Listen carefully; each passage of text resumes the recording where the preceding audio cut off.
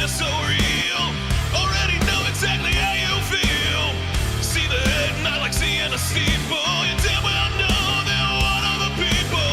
Nobody breaks us, 'cause nobody made us, and no one can take this 'cause we got their fix. We are the people, we are the people, we are the people. Don't mess with this. Let's go.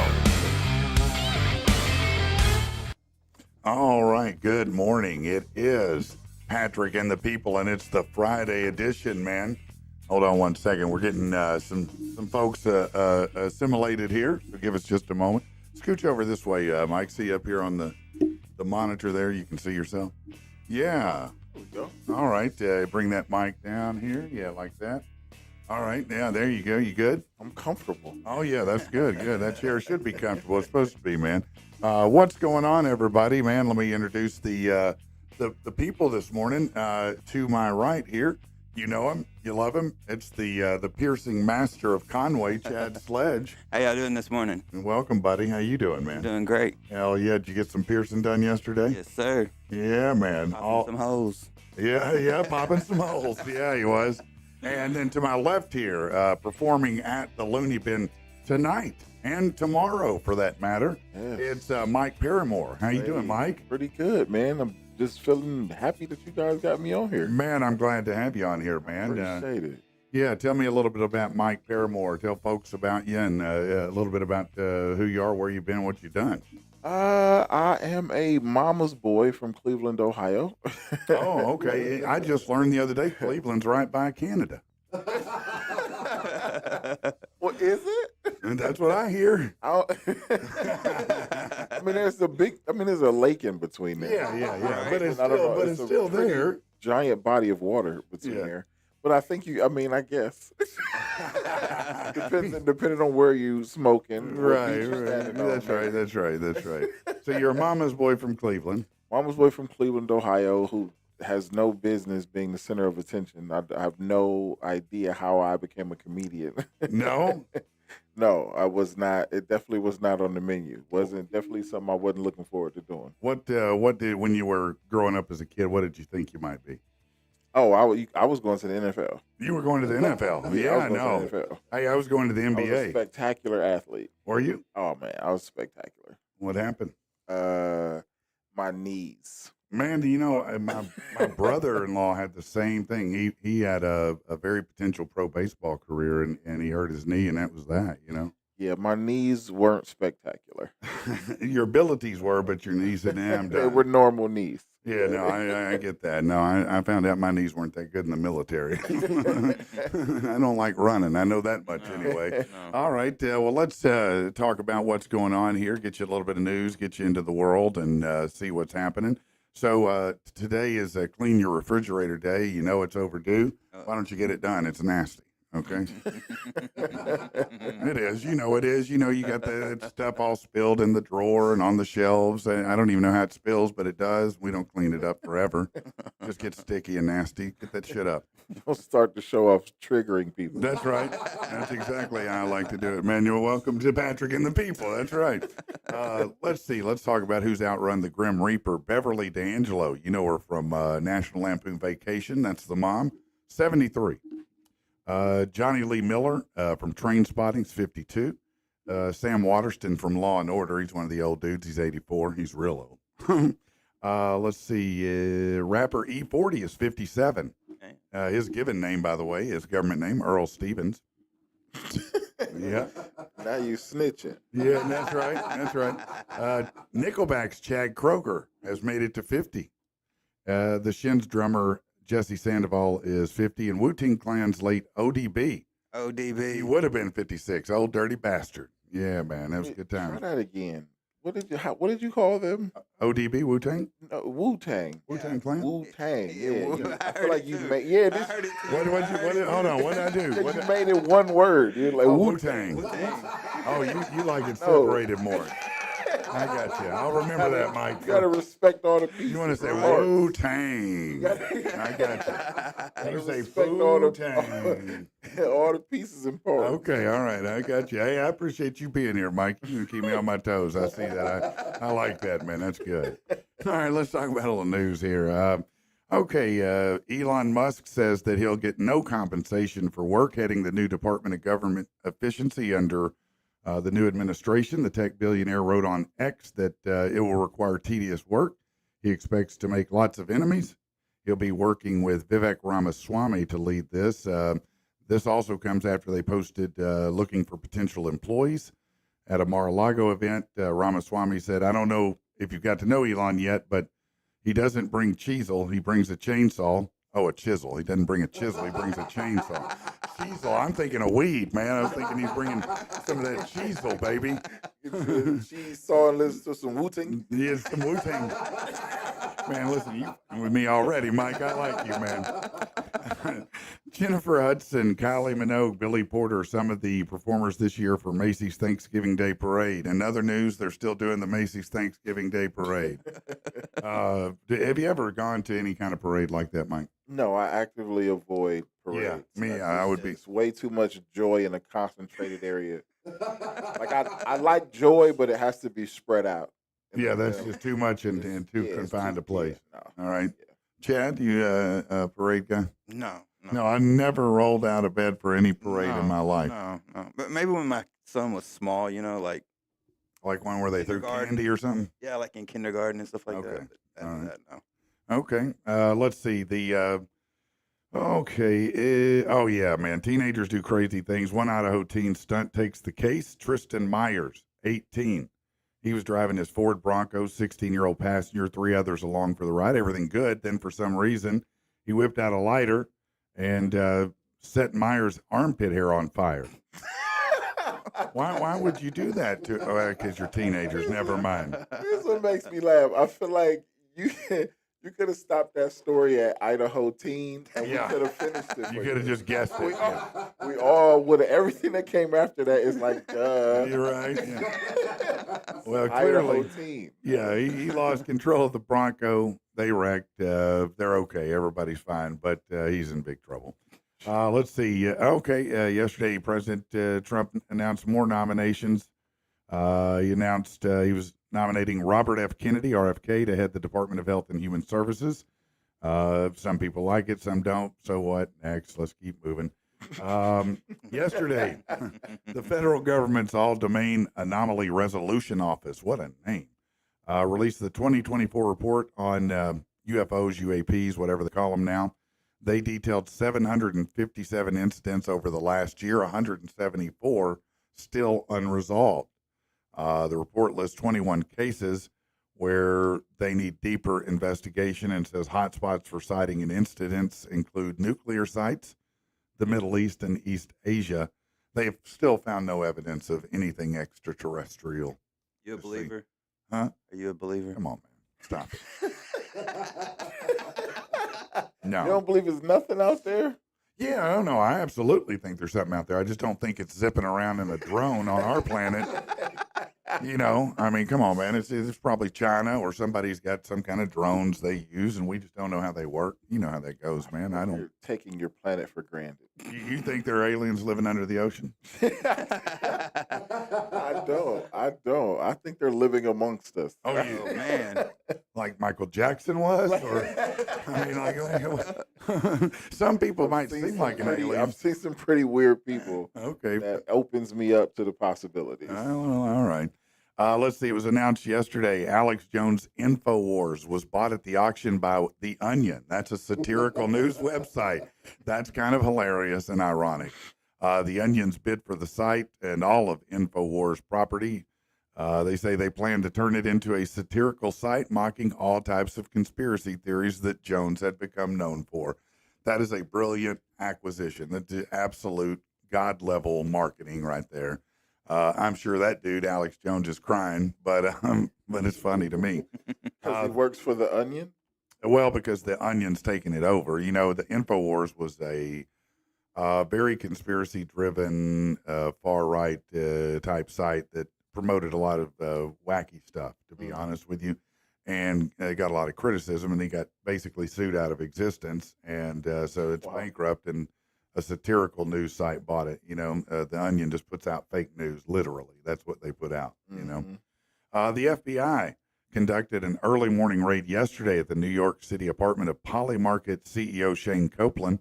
They seized his phone and other devices. The company's markets correctly predicted the election victory through bets made on the race. Not clear if there's an actual investigation or what's going on. He wasn't arrested. He wasn't charged. They just came in, raided him, and got his phone. So that's, While talk of banning pharmaceutical ads has circulated around the incoming administration, the FDA is making moves to clear them up. Starting November 20th, new guidelines go into effect requiring drug companies to make their ads clear and more direct when they explain the risk and side effects. Well, and it seems like they're pretty clear. And I mean, at the end of every commercial, it goes to a damn list of them. Death. I feel like they go out of their way to make sure it's not clear. You think to make sure it's not clear? Exactly. Okay. That person talks faster each and every time. It becomes like those car commercials at the end. Yeah. Micro machines. Yeah, it's like, right. it's like an auctioneer at the end. All right. So you want them to slow down and tell you a little bit more about how you'll die or get bleeding or ulcers or Anal whatever. leakage and Anal leakage. Yeah, that's always a great one to hear. I just always hate the one side effect that is double the reason why you're taking the medicine. Yeah, no, and It's they're like, always this is for antidepressant. One of the side effects may be super duper depression. yeah, suicide. Like, wait a Suicidal thoughts. minute. Yes. Wait, I thought wait you a was fixing minute. me, man. It seems like the wrong gamble, doesn't it? It's like, wait a minute. So the pill makes it worse? Yeah, it could potentially for somebody. Yeah. Most of you will do okay, but one of you will want to kill yourself when you take it. I don't know. Federal officials said they stopped a terrorist attack in Houston. The FBI announced they prevented a Texas man carrying out an attack. Anas Saeed, charged last month trying to provide material support to ISIS, arrested in an apartment complex where he planned a 9/11 style attack.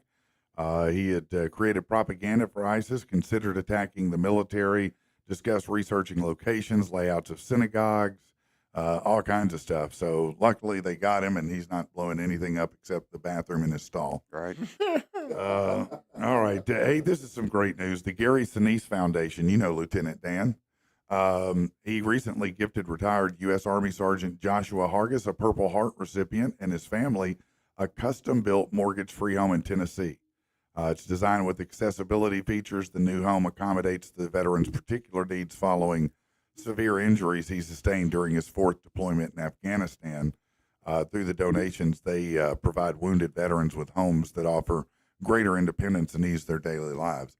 I'm very thankful that Gary Sinise is doing this. It's really awesome. Mm-hmm. But my question is, why is the government not doing that? Right. I mean, shouldn't they be doing that for him? I mean, they did it for us, right? I don't know. Maybe I'm crazy.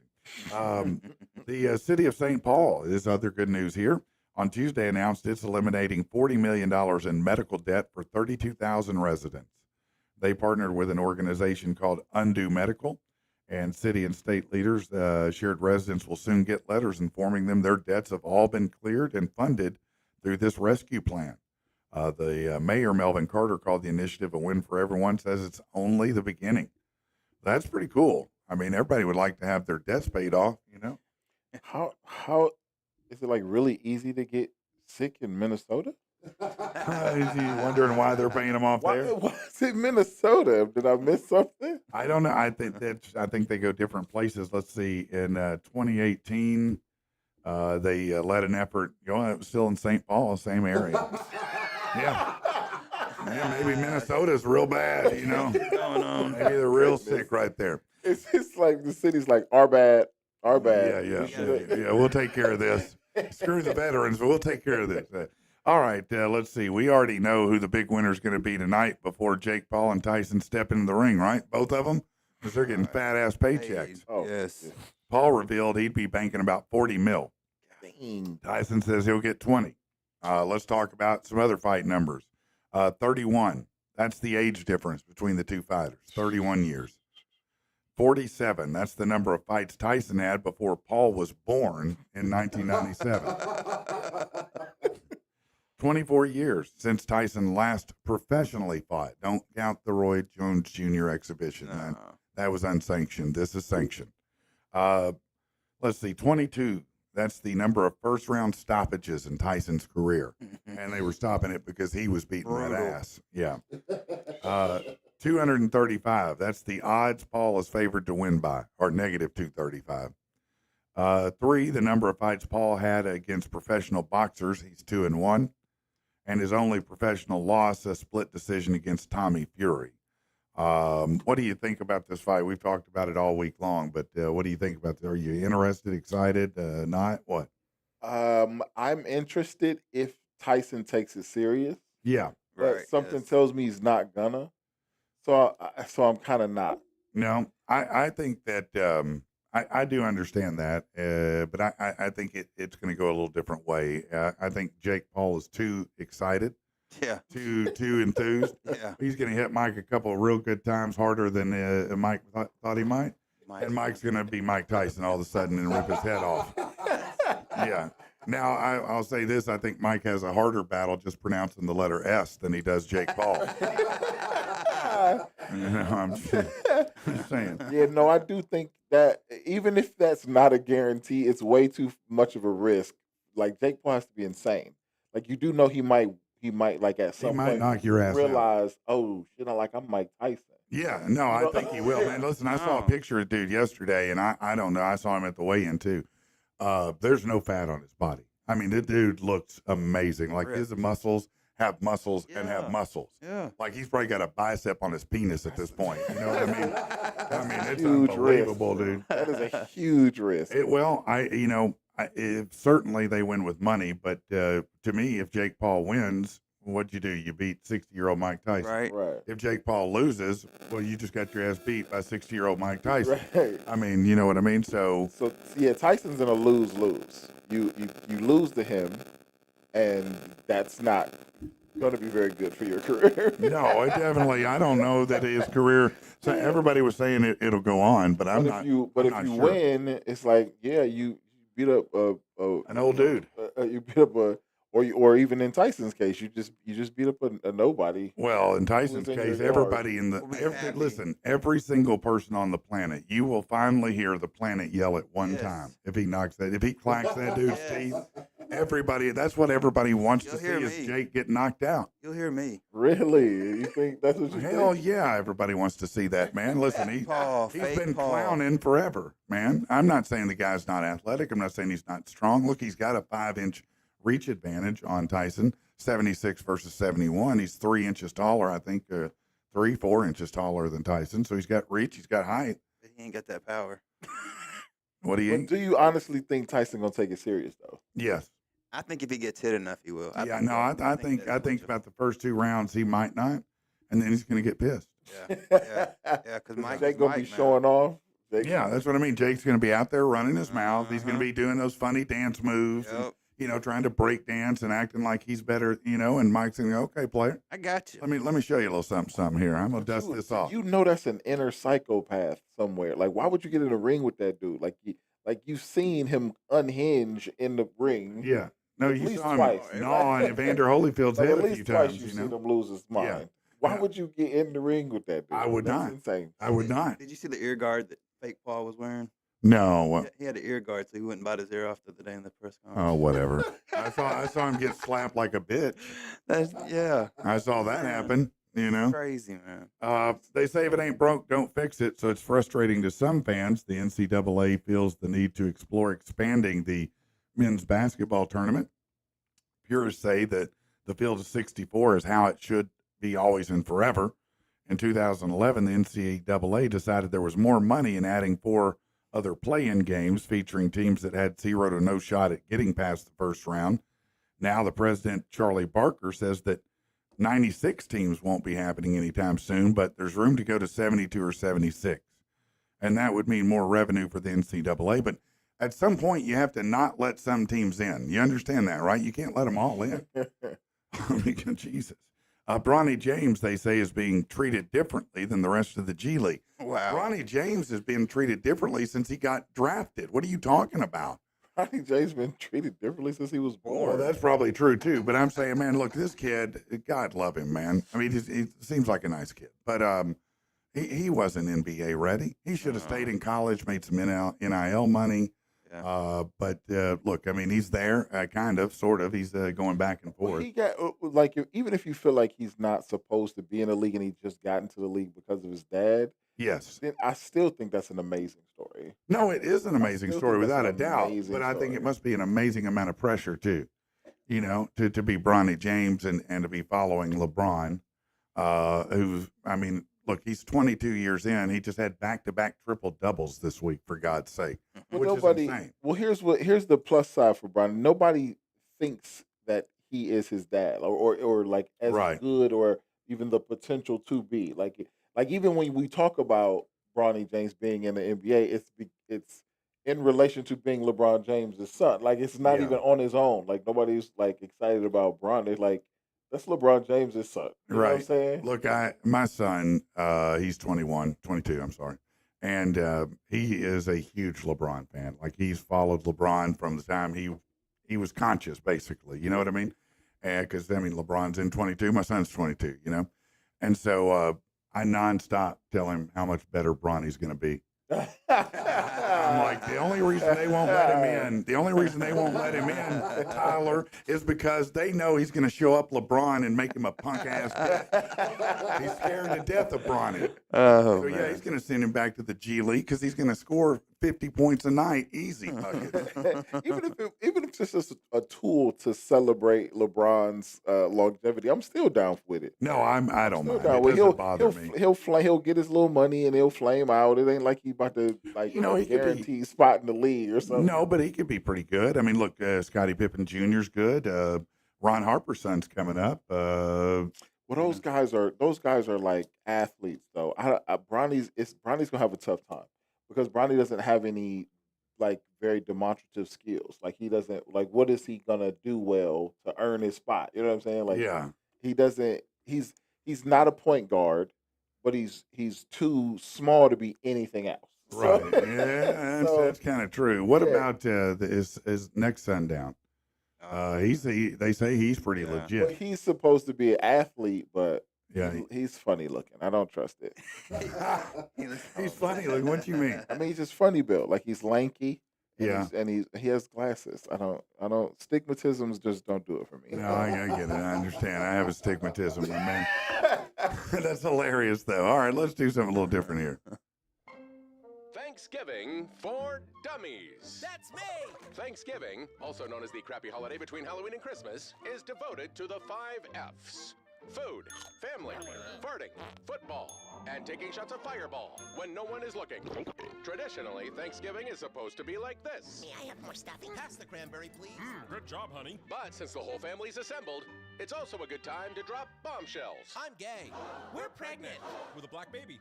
Your father is leaving us. Is it cancer? No, I've got another family. Yikes! Looks like it's a good time for another shot of Fireball. Then, the next day, at 6 a.m., everyone goes to the mall to wrestle other white people for bargains. Back away from the scarf. You want a piece of me? This has been Thanksgiving for Dummies. Well, there you go. That says it all, doesn't it? Let's do a couple spots here that we need to get done. If you're looking for a vehicle, how about a late model, low mileage vehicle? Go to Fitz Auto. Listen, if you want a car, a truck, an SUV, a boat, a camper, a side-by-side, they have everything that you want and then some. But don't worry about bad credit. That's what they deal with. They're their own bank. Look, you can check them out online at fitzauto.com, or you can go in person, 8421 Stagecoach Road in Little Rock. Find out why we've bought 7 vehicles from Fitz Auto. They're that good. Do you live or work in Conway, and are you a vapor? Yeah, and listen, stop going to crappy gas stations to get your vapes. Go to Crazy J's. They've got 2 locations in Conway, every kind of flavor you can imagine. Not only that, but if you love the electric lettuce, and who doesn't, they've got all kinds of glassware, some of the coolest stuff that you've ever seen. So no matter whether you're trying to get your vape on or your bud on, Crazy J's is the way to go. Check them out. They've got 2 locations in Conway. Crazy J's for all your vape and smoke needs, baby. Right. Listen, I'm very excited because after the show today at about 10 o'clock, I'll be getting a phone call from a federal penitentiary. Now, normally that would not be an exciting thing, but today's case, it's Joe Exotic that we'll be interviewing. And man, I had a couple things to talk to him about already, but when I saw this story, I was like, oh yeah, we're going to talk about this today. I can promise you. Joe Exotic. Wait, what? What? Do you know who the Tiger King is? Joe Exotic? Yeah. Yeah. What do you You mean? about to talk to? You have an interview with him? Yes. The real one too. Yes. For what? Well, just because. Because I want to talk to Joe Exotic, man. He's in prison. It sounds fun. Listen to this. I'm going to tell you why. That's This is hilarious. great. He's released an artificial intelligence porn clone to pleasure his fans as he remains behind bars. And you were like, I gotta talk to that Oh, guy. hell yeah, I got to talk to this guy. This is the new chapter in his career. According to Joe's website, he receives letters daily from people all over the world seeking personal and intimate relationships. The crazies, since the prison Joe is serving his time doesn't offer conjugal visits, he created a different opportunity. The Tiger King came up with a creative way to satisfy fans who yearn for more of him. And I know many of you do. The statement added, effective immediately. Joe Exotic is proud to announce the Joe Exotic AI clone, now available 24/7. It does include full nudes for everyone's wildest adult fantasies and happy endings. Joe said, I'm thrilled to have the opportunity to finally offer my fans the satisfaction and attention they deserve. Whether you like the little one or the big one, the Joe Exotic AI clone is going to please you from basic companionship to full erotica. It says the Joe Exotic AI clone is the first of its kind amongst global celebrities and advanced technologies. As for future endeavors, Joe said, well, you'll find out. Man, even in prison, first of all, you can make bank. How do you not want to shower after reading that? Well, I showered before I came. That just made me feel so gross and Yeah. dirty for some reason. So you wouldn't want to take a look at What the is an clone. AI clone? So some people are going to pay. Yeah, it's to like an not see- to OnlyFans see and like a- AI OnlyFans. That's not him though. Well, he says it is. He says it's his clone. It's Listen. close enough for the wackos. This is one of the reasons I love white people. See, you guys Oh man. believe so strongly in things, and it's things that would not exist without you. That's No, it's hilarious, man. It's hilarious. The guy's look, he's a wacky dude. Let's be honest. He during the pandemic, everybody, and because everybody went indoors at the same time, basically, was watching that show, and so everybody got hooked. Everybody got interested in it, or a lot of people did, so it all technically was going to end up at his digital penis at some point. Yes, it was definitely headed to his digital penis. If you ever watched the original series, it was Destined to his life was about tigers and his penis. Hey, that's it, man. He's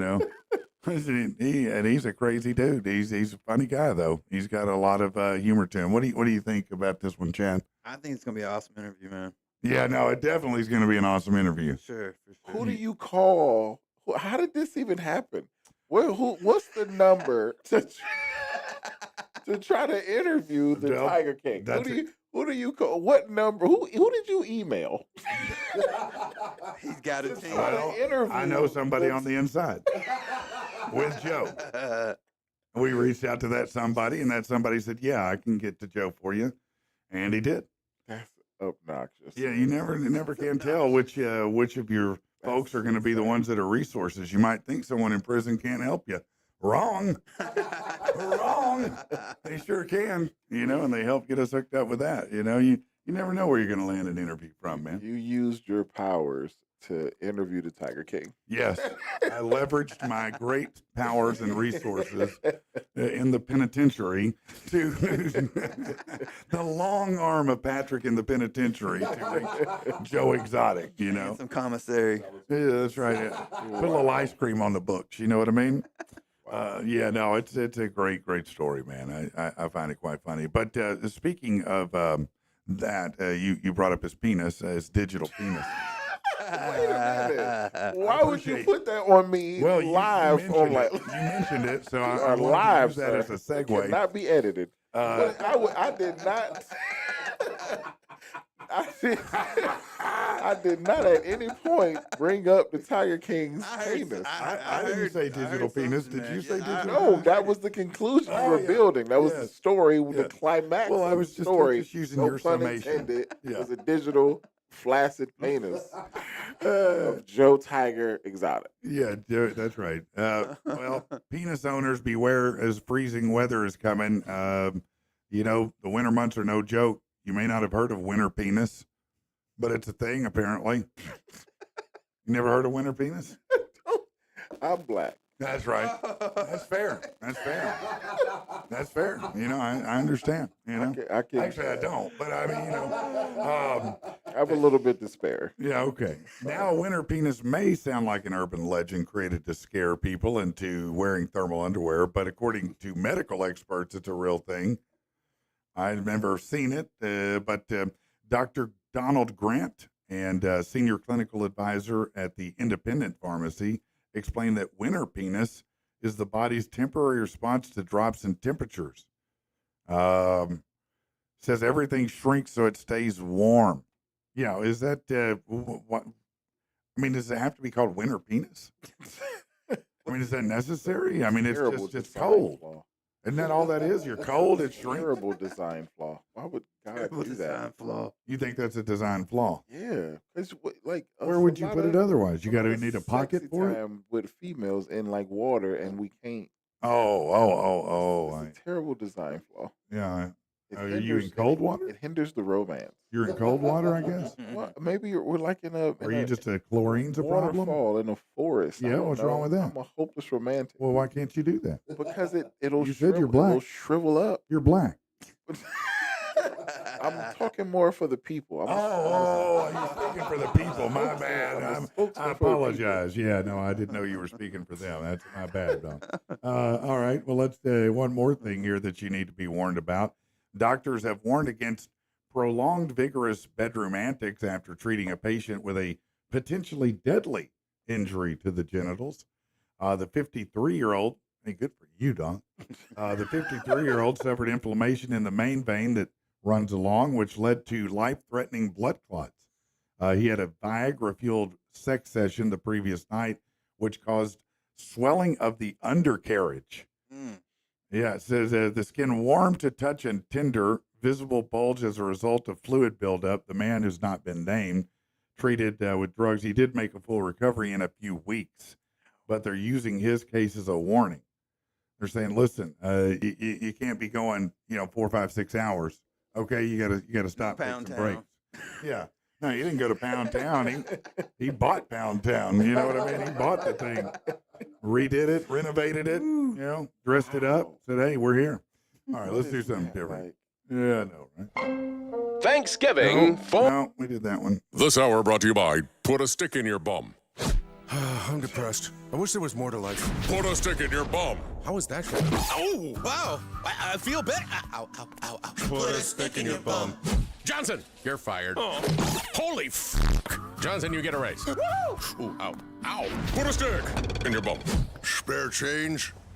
Ooh, I'm gonna go teach Lamars. Ow, ooh, ow, ow. If your life is humdrum, put a stick in your bum. Put a stick in your bum. Put it in there. Put it in. Put the stick in your bum. All right. Man, are you a person who goes on cruises? Do you like cruise ships, vacations like that? First of all, after that ad, don't look at me in the eyes. Mike's getting a full-on Patrick and the People Right, experience right. today, man. When you went directly for eye contact, I This is awesome. did not like the timing of that. No, it was great.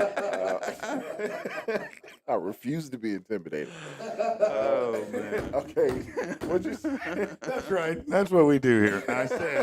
I says, Mike. Do you are you a cruise guy? Do you ever gone on a cruise? Do you like cruises?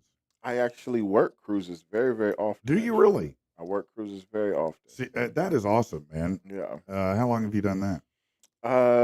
Right before the pandemic is when I started, 2019. Really? Yep. And well, that didn't go well. No.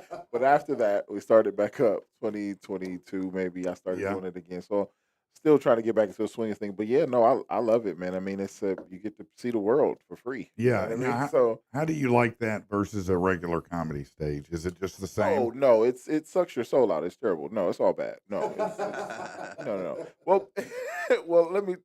It's the difference between like in a comedy club. It's designed for what's about to happen. Right. The To walls, be the off the sound walls system, and be. Oh, I got you. down all the way down to the video that's being played before you Mhm. go up. The intros, the hype. Like it's for that. You know Right. what I mean, on a cruise ship, you're one of the things the ship offers. Yeah, you're just in the mix. You know what I'm saying? You're Yeah. you're one of the pieces of entertainment that the ship offers. So it's free. People come in and out, and Yeah. it's kind of it's not you're not the show. You know what I Right. mean? Right. You're Right. not. You're just you're doing a show right now, so everybody doesn't go to the buffet at the same time. That's it. No, that's kind of true, isn't it? That's That's the only, hilarious. no, literally, they literally explain. No, They say yeah. the schedule for the shows and the entertainment on a cruise ship is 100% based on feeding these monsters. Wow. 100%. That's hilarious. I've been on 100%. many, many, many cruises. I've never thought about that. 100%. That is wild, man. Yep. What They what don't else? want everybody going to the same place at one time. Sure, well, that So makes they sense. so yeah. they spread stuff out just so many things start at 6 was when the buffet opens, and you know what I'm saying? Right, So everybody right. don't rush up there when it opens. You know what I Right. mean? So they want me to get the cold food. Yeah. I got it. I get it now. Okay. Yeah, nah, it's just crazy. I do, but like I said, beautiful places. Yeah. I love water. Water is my thing. It calms me anytime I'm going through something or I need to calm down or just get in touch with myself. Water is my go-to. So I like cruising. Yeah. Okay. Yeah. Okay. Now, Chad, you've been on a cruise before, right? Yeah, I've been on 3 or 4 probably. 3 or 4 of them, even. All right. What was the best one? Probably Jamaica. I like going to Jamaica. Yeah. Mexico. Okay. There was one more. I think Cayman Islands. Cayman Island, Grand Cayman. Yeah, yeah. Now, or do you, when you go, do you enjoy the hot tub? You like to get in that every now and then, and chill out, relax a little bit. Again, eye contact. Too much. You want me to scoot a little closer? No, I'm just. Would that make you feel I'm better? just saying, it's a subject matter, and then it's a direct eye contact to body language. It's just unsettling. So I've found Mike's button and I'm on it. I'm living in his head rent free right now.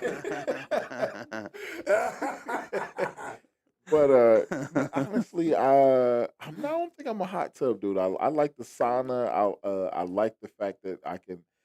People say you go in there and then you just kind of gain 15 pounds instantly, but it's also like readily available, like healthy stuff too. Like, Right, it's yeah. right there. So I actually eat better and work out more and like. Well, when I'm yeah, on it's shift. all right there for you. I Yeah, mean, it's yeah, pretty easy. Yeah, like if I'm at home, I gotta do a lot of stuff. No, I don't want to, and then I might have to walk to the gym, and that's stupid. that's too much working out then. stupid. Yeah. Wait, what is it? Double leg day? What are we? What are we That's doing? right. Yeah, it's What too are- much. What I are we need doing? Can I ride? Can I get an What are escalator? But yeah, so Mike wants an escalator to work out. I'm one of those people that like I'm simple. Like give me a good spot to sit and look, and I'll just stare at the water for like Yeah, an hour. I can Yeah, get that yeah. actually. I like it. Now, do you and your wife, do you enjoy the hot tub on the cruise? No, not on a cruise. No? No, like if I had one at the house, I might. But there's just Yeah. something about that. I don't know. They say they're nasty. Yeah. Well, here's something that might back that up. Outbreaks recently of Legionnaire's disease have been linked to cruise ship hot tubs. That's right. Private outdoor hot tubs You on the nailed balconies that transition of You 2 cruise nailed ships. that. I appreciate that, my You friend. Nailed that. Were pinpointed as the source of multiple infections between November 22nd and June of 24. That's according to the CDC. They said that the hot tubs were the source of exposure in 2 outbreaks of Legionnaire's disease among cruise ship passengers. Hot tubs can foster Legionella bacteria due to warm temperatures, which are ideal for bacterial growth. Get in the hot tub, everybody. Jeez. Man, listen, the only thing it's missing is some STD swirling around in there. And That's actually hard to believe because I've seen them dudes like with a gallon of chemicals in each hand. Just dumping it in there. It's hard to believe anything survives in there. It is hard to including the believe. people. Yeah, no, you're probably right. You're probably right about it. I mean, that's got to be a lot of industrial bleach that they're putting in there for sure. Put something in there. It You said was they're putting crazy. something in there. It was nuts. Yeah. All right, let's talk a little bit more about your career, Mike. I want to talk about how long have you been doing comedy? Probably what, 13 years? 13 years. Wow, That's amazing, isn't it? When you think about it. That's insane. What did you do before that? A little bit of everything. I Yeah. was not a good job person. Probably I've too done much it. eye contact. Sometimes the timing is off. That's all I'm saying. But no, I literally did not have a job for a year. I've never had a job for a year until I started working on cars. Really? Okay. Cars and comedy was only jobs I had for longer than a year. So literally so here's my thing, right? So I would get a job and then I'm super competitive. So I want to be the best at that job. Yeah. So I would spend like 6 months just becoming the best and getting all the accolades and employee of the month. And then afterwards once I figured it out, I would get bored. Yeah. So it would get more and more laxed, and then by month 9 or 10, like I am full-fledged doing something each day that could get me fired. And then I end up fired before the year. You know, I can kind of understand how that might happen, where you might get bored easily. You know, if you're a sharp person, you know, it gets mundane after you kind of figure it all out. You know, it can be mundane, and it's hard to push through that. Yeah, no, I just think I'm lazy. No, I like that appreciate too. the vote of confidence. Yeah. I just think it's no. No, I get you. That's honestly that's true because that was how it was in school. Like people thought I was like. They actually tried to make me repeat the 3rd grade. Really? No, 4th grade. 4th grade? Yep, I actually failed. Technically, I You failed failed it? the 4th grade. Really? But my dad wouldn't let them Fail take me you? back. They He wouldn't said let me nope. take me back. They my dad was like, he's not dumb. He's just stupid. Yeah, So- well, I was ADD, so I get it. You know, So my dad was like, no, put him in the 5th. We'll make sure, we'll make sure he get it. So yes, I did. I kept, my dad is very big and strong, so I did what he told me to do. Yeah, I understand that. I do understand that. So, I never failed another grade, but yeah, that's how did you discover stand up? I mean, for yourself, not just on TV, obviously. Oh well, I was like I said, NFL. I was very talented. Hurt my knee, laid up, and to get me off of the couch, everybody was like, "It's an improv group that they wanted to go see." Oh, okay. And I was like, we're gonna have you get up there and like they're just trying to get me out of the house. And so we end up going, and it was actually kind of cool. I actually am to this day still a giant fan of improv. It's a real unique talent. Yeah, It's yeah. different than just regular stand up for sure. Yeah. And then they wanted, which is now I know doesn't correlate like you just said, but they wanted me to audition to be a part of the improv team by doing a stand up set, 5-minute stand up set. Really? Okay. Yeah. It was weird. Now that I Yeah, think that's about an it, it was odd tryout, Right. but okay. And so my friends ended up talking me into it. I did it. It went very well. It went well, and I got off stage, and I was like, I am never doing that again. Yeah. Like that was It was I would horrifying. my heart has never beat like that. I'm not a center of attention type of person. Yeah. No, I'm not at all. It's very weird that I do what I do for a living. That's funny. It's very, It's very weird. kind of contradictory to And, what your nature is. But it was just kind of a snowball effect. Like my little sister happened to be at that show, and my little sister is the exact opposite of me. She takes over whatever room she walks into. And she told my church that I am a comedian. Like I'm a fool. She told my church Yeah. I'm a comedian. Oh, she told him you were a Not comedian. that I did comedy for 5 minutes total in life. Yeah, that you were a That comedian. I was a comedian. That's how she Right. set you up. And Yeah. then my church would ask me to host things. And I Oh. can't say no to Jesus. So It's hard. It's hard to tell him no. You know, So- I've tried. then one thing led to another. Then my friends had signed me up for this competition at the local comedy club, and I found out by them calling me the day before to confirm my spot. I'm like, "Who? You have the wrong number. I have no idea what you're talking about." It sounds like your friends often wanted you out of the house. Yes, it is a correlation. Yeah. And then I ended up finishing second in that competition, which one of the prizes for finishing second was automatic bid into another competition a couple hours south in Cincinnati, Ohio. I did that competition. I finished second in that competition. Oh, wow. Which the prize was a week of hosting work at the comedy club. So it's like it was just a snowball effect. I never. It stair I was stepped you doing into comedy it. for like 2 years before I tried to do comedy. Yeah. That's funny. That's funny. Now, obviously, in doing it the amount of time you've done, you've probably, performed on a variety of stages, big, small, everywhere. You probably rubbed elbows. What has been thus far in your career your I can't believe I'm standing next to this person having a conversation moment? Chappelle. Oh, yeah? Oh, man. That is a huge one. Chappelle is an Ohio guy. Yes, he is. Well, and Dayton, Ohio is probably about an hour and a half away from me. Probably no, wait, probably an hour 45. But Dayton is close to where he lives. Yeah. And the Dayton has a funny bone, and I performed at the funny bone quite often in Dayton. And one day, him and Charlie Murphy. Well, no, Charlie Murphy was Charlie Murphy was headlining the club. That Okay. weekend. And then I think I came up I may have been hosting, I don't know, but I was there, and Chappelle popped in, and he's just sitting at the bar with Charlie Murphy after the show. The GM of the bar serving drinks, and everybody's kind of just gathered around. Like I'm right behind Dave, right? Yeah. And we're just having everybody just clowning, and I got a couple in. Like I made Dave Chappelle laugh. That's awesome. Like twice. That's like the banner moment of a life. You can go ahead and kill me right after that. I'm done. I Yeah. think I want to add that to my intro at the Looney Bin. Yeah. I made Dave Chappelle laugh twice. Not once, twice. Twice. That's amazing, actually. I mean, what an amazing moment. Not only that, but Charlie Murphy, whom I'm a huge fan of Charlie Murphy. I miss that dude from comedy And he was a still. good dude too. I believe he was that. a good dude, just like off stage.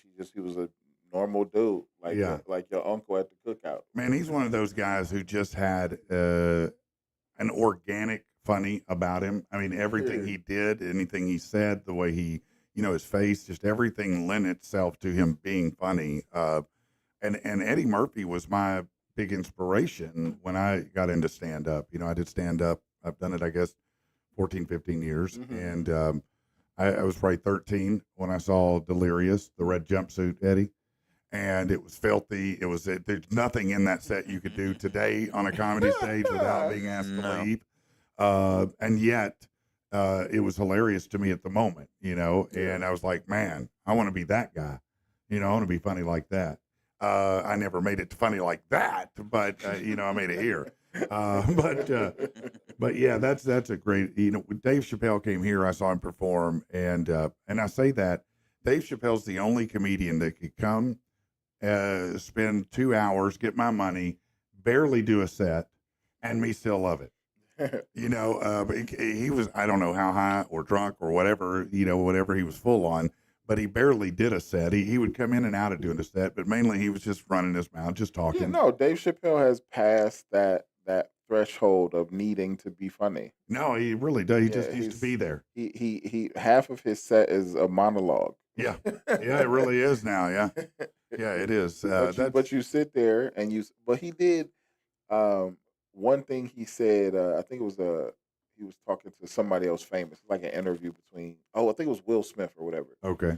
But he was saying that you don't need to be funny 100% of the time, but you do need to be interesting 100% of the time. That makes sense. Compelling. Yeah. Yeah. So I think he's very, very leaned into that. I can understand that. I can. Who inspired you, comedy wise, when as in what you do?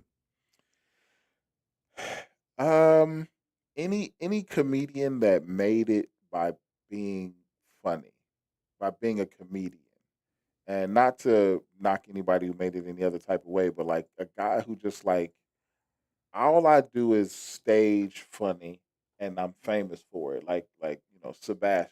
Right. I don't care whether you think he's funny or not. The way he made it Uh-huh. was just that's the to me that's the authentic dream of comedy to make it Right. that way. To do the grind. Bill Burr is similar to like he made it and it started just with stand up. It was Yes. just specials. Yeah. Like So you mean not the more modern internet way of making it onto a stage? internet with or getting a break in a TV show or something like that. But just like Yeah. I became famous because of these jokes. Okay. Like, Yeah. No, that's kinda, great. That's kind of cool to me. You mentioned Will Smith. What was your take on the Will Smith Chris Rock thing at the Oscars? I blame Jada. Yeah, me too. Really, I think it's all Jada's fault. I think she might be a succubus. Because like if I knew like that my home life wasn't going to be okay, I would slap a dude on stage too. You know what I mean? Like, Yeah, he's just passing the violence on. I don't know if you watched the video. Will Smith laughed. Yeah, he did. Like Will Smith was gonna let it go, and then she looked Jada at it. was like, Nah. "Get him." And then she wanted to go, I don't know why he did that. I can't. Did you Mhm. know why he did that? Because he instantly flipped out with an angry flip out. Like he wasn't mad at Chris Rock. He was mad at Jay. Like he was because he was screaming Yeah, at the top of his lungs when he was walking It up. was Yeah, an ill-proportioned response. it was the weirdest, most surreal thing from the Because Fresh he was Prince. he was tired of whatever Jada was saying or whatever Jay was talking about. Because Will was laughing. He was really Then he slapping looked her, over at wasn't her. he? He's like, keep my wife. Like he was Yeah, overly yeah. dramatic because Yeah. something like I blame Jada. All right. Hold on. Let's scoot you in and get him on the camera here. How you doing, man? Well, I'm great. Good. Introduce yourself to everyone. I'm Chris Bailey. I'm just a local comic here in Little Rock. Well, all right. Well, Chris, meet Mike Paramore. How you Nice to doing, meet you, bro? Mike. How are you doing? What up? Yeah. Thanks for coming in today, man. How you been? I've been all right. Yeah. Where all are you performing? You doing this open at the Looney? You doing the Joint? Where are you going? I've been mostly at the Joint here recently. But, Okay. I go to any open mic that they have, pretty much around the town. I've ventured out northwest Little Rock, down south a little bit. Yeah. I was just in Memphis not too long ago with Big Dre from around here. I don't know if you guys know him. Yeah, I know Big Dre. I know Yep. who it is. Yep, he took me out there and got me on a show out there, and it was a sold out show, and it was a really great time. Well, I bet it was, man. I bet Mhm. that was a lot of fun. It's good to have people like that to mentor and help you out and kind of help you get there. Absolutely. I think that makes or break a comedy scene, at least in your area, whether or not you have those veterans, kind of to uplift you, as opposed to, I guess, back in the olden days, with up and comings, that people just keep you down because it was a big competition type thing. I don't know. I can't speak to that. I think that comedy is probably like most any business that is cutthroat, and there are a lot of cutthroat people out there. Whether you're a singer and it's other singers, whether you're a salesperson, it's other salespeople. Sometimes you just have cutthroat people, and sometimes you have good people. Have you in comedy, Mike? In the scene, do you feel like that the comedians mentor lift up other younger comics coming up, or is it more competition than uplifting? I think that's per person, per perception. I've definitely had some guys who really had my best interest at heart, in my opinion, and Yeah, I had some people that was like, nope, he's too funny. Don't talk to him. Yeah, You know what yeah. I mean? But I don't think it's industry wide either way. I just think it's whatever like the luck of the comedians you run into. yeah. No, it kind of is, and in this area, there's not as many as there might be, in other cities like Cleveland or L.A., Dallas, Memphis, wherever it may be. But we have great comedy here, and we have some great comedians here. But Well, I'm glad. Are you enjoying? How long have you been doing stand up? I hit my 3-year mark back in September. Okay. I'm enjoying it. It's probably the longest thing if you want to look at a creative aspect Yeah. and a performance aspect. It is literally the longest thing I've ever committed time to. Uh, I've never done anything consecutively this long in my entire life outside of maybe a job. But I Right. mean, I've never really enjoyed a job. So No, it's I like understand that. Yeah, no, not many do. I don't think the job anyway. All right, yeah. Well, let's do something a little different here. And now, another first world problem. Oh, I broke my chip in the dip. Use another one to scoop it out. Oh, I broke that one too. That sucks. I know. Damn it. I'm going home. All right, listen. If you're having a problem with your heat and air, you need to get with Cabot Mechanical. David Lindsay over there. It's cabotmechanical.com. What I love about them is they're honest and they do you right. I had a guy, I've told the story a few times, came to my house, an air guy, and said, "Hey, you need a whole new system." Well, that's $8,000-9,000. I called for a second opinion. David, Cabot Mechanical came by. It was $187, tax included. That's a big difference. And that made me say, you know what, David, let me get your number because I'm calling you every time. I'm going to encourage you to do the same thing. If you got a heat and air issue or if you just need it serviced, it makes a big difference. Give them a call, 502-2720, 502-2720, or go over to cabotmechanical.com and check it out right there. All right. So Australia has said that they plan to ban social media for kids under 16 now. So no social media of any kind will be allowed if you're under 16.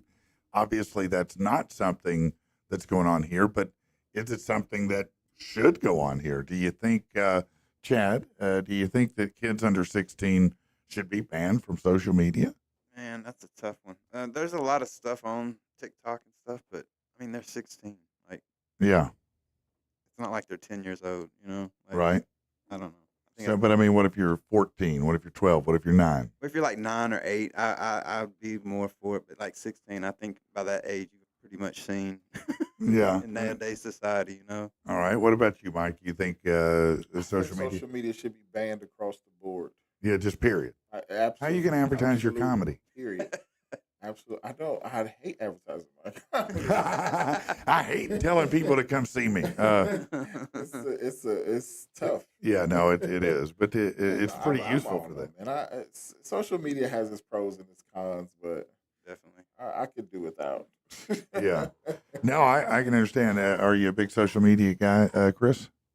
I am, but like as you need it to As a promote function of the stuff. business. Yeah, as far as ingesting it myself, probably the most I do is YouTube. And even nowadays, if you just ingest YouTube, I guess you're kind of out of the loop because YouTube's been around for since 2006 now. Yeah. Yeah. We should go back to email blasts. Email blast. Oh my God. That'd be dope. You know what? I don't use social media the way I once did, and I think most people don't use social media the way they once did. When Facebook, MySpace were first out, people were just excited to find their friends. And that was it. You just wanted to be able to go on a computer and say hi to someone and go, God, they get that message and they can say hi back. That's crazy. Yeah. But now we're kind of past all the novelty of it, Way and I think that you realize that social media is inhabited by a lot of assholes, and you're like, I don't want to be there so much anymore, But you do it as a matter of business. It very much emboldens people. It does. Oh, It does man. embolden people, doesn't it? Keyboard gangsters. Yeah. I feel like if you're gonna type something, it should come with your address. Now Right. this I agree with. Yeah. This I do agree with. I do think that you shouldn't be able to have an alias. I think you got to have your name and your address right there, and that way I can show up and whoop that ass if you decide to run your mouth online.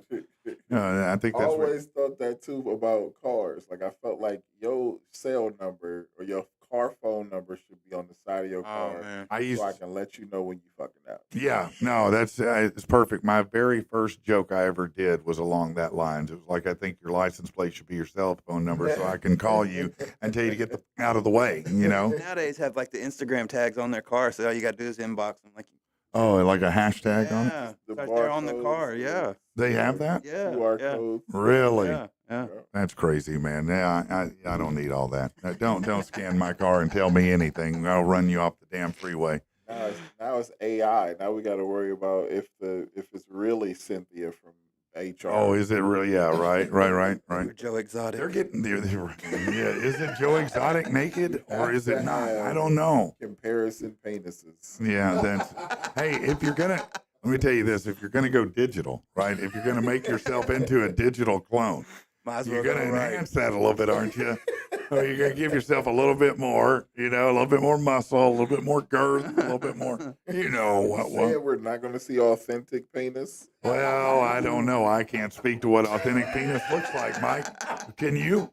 Are you an expert? I'm not an authentic penis identifier. I don't know. I only know my own. That's it. That's the beginning and the end of my penis knowledge. And I barely want to look at it. To be, I look at it as a mess. You have no necessary problem evil. looking me in the eyes. No, I like looking you in the eyes, Mike Paramore. I like that, Mike Paramore. Oh, If I say his last name, it makes it worse. It's that you're a gazer. That's the problem. Yeah, no, I do that. I'm a gazer. You're right about that. That's a hilarious observation. It really is, man, because I will do that on you. I will put that long-ass eye contact on you and make you look away. oh man. Okay, all right. Let's do something completely different. Let's do this.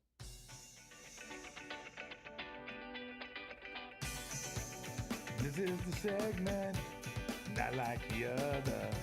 People do stupid shit, you say, oh brother. Hey, it's not a copy or a clone of any previous bit. But if you think so, hey, we don't give a shit. Yeah. Wackadoo, then the news. That song is still #1 on iTunes right now. So Amazing. you can download it, share it with your friends. It's great. It's great. Everybody loves it. I think I just got a call a couple days ago from Adele asking me if she could do a version of it. Oh, they're gonna remix it. Yeah, she wants to. Uh-oh. Yeah, she does. Uh-oh. Don't ask how Adele got my number. It's not your business.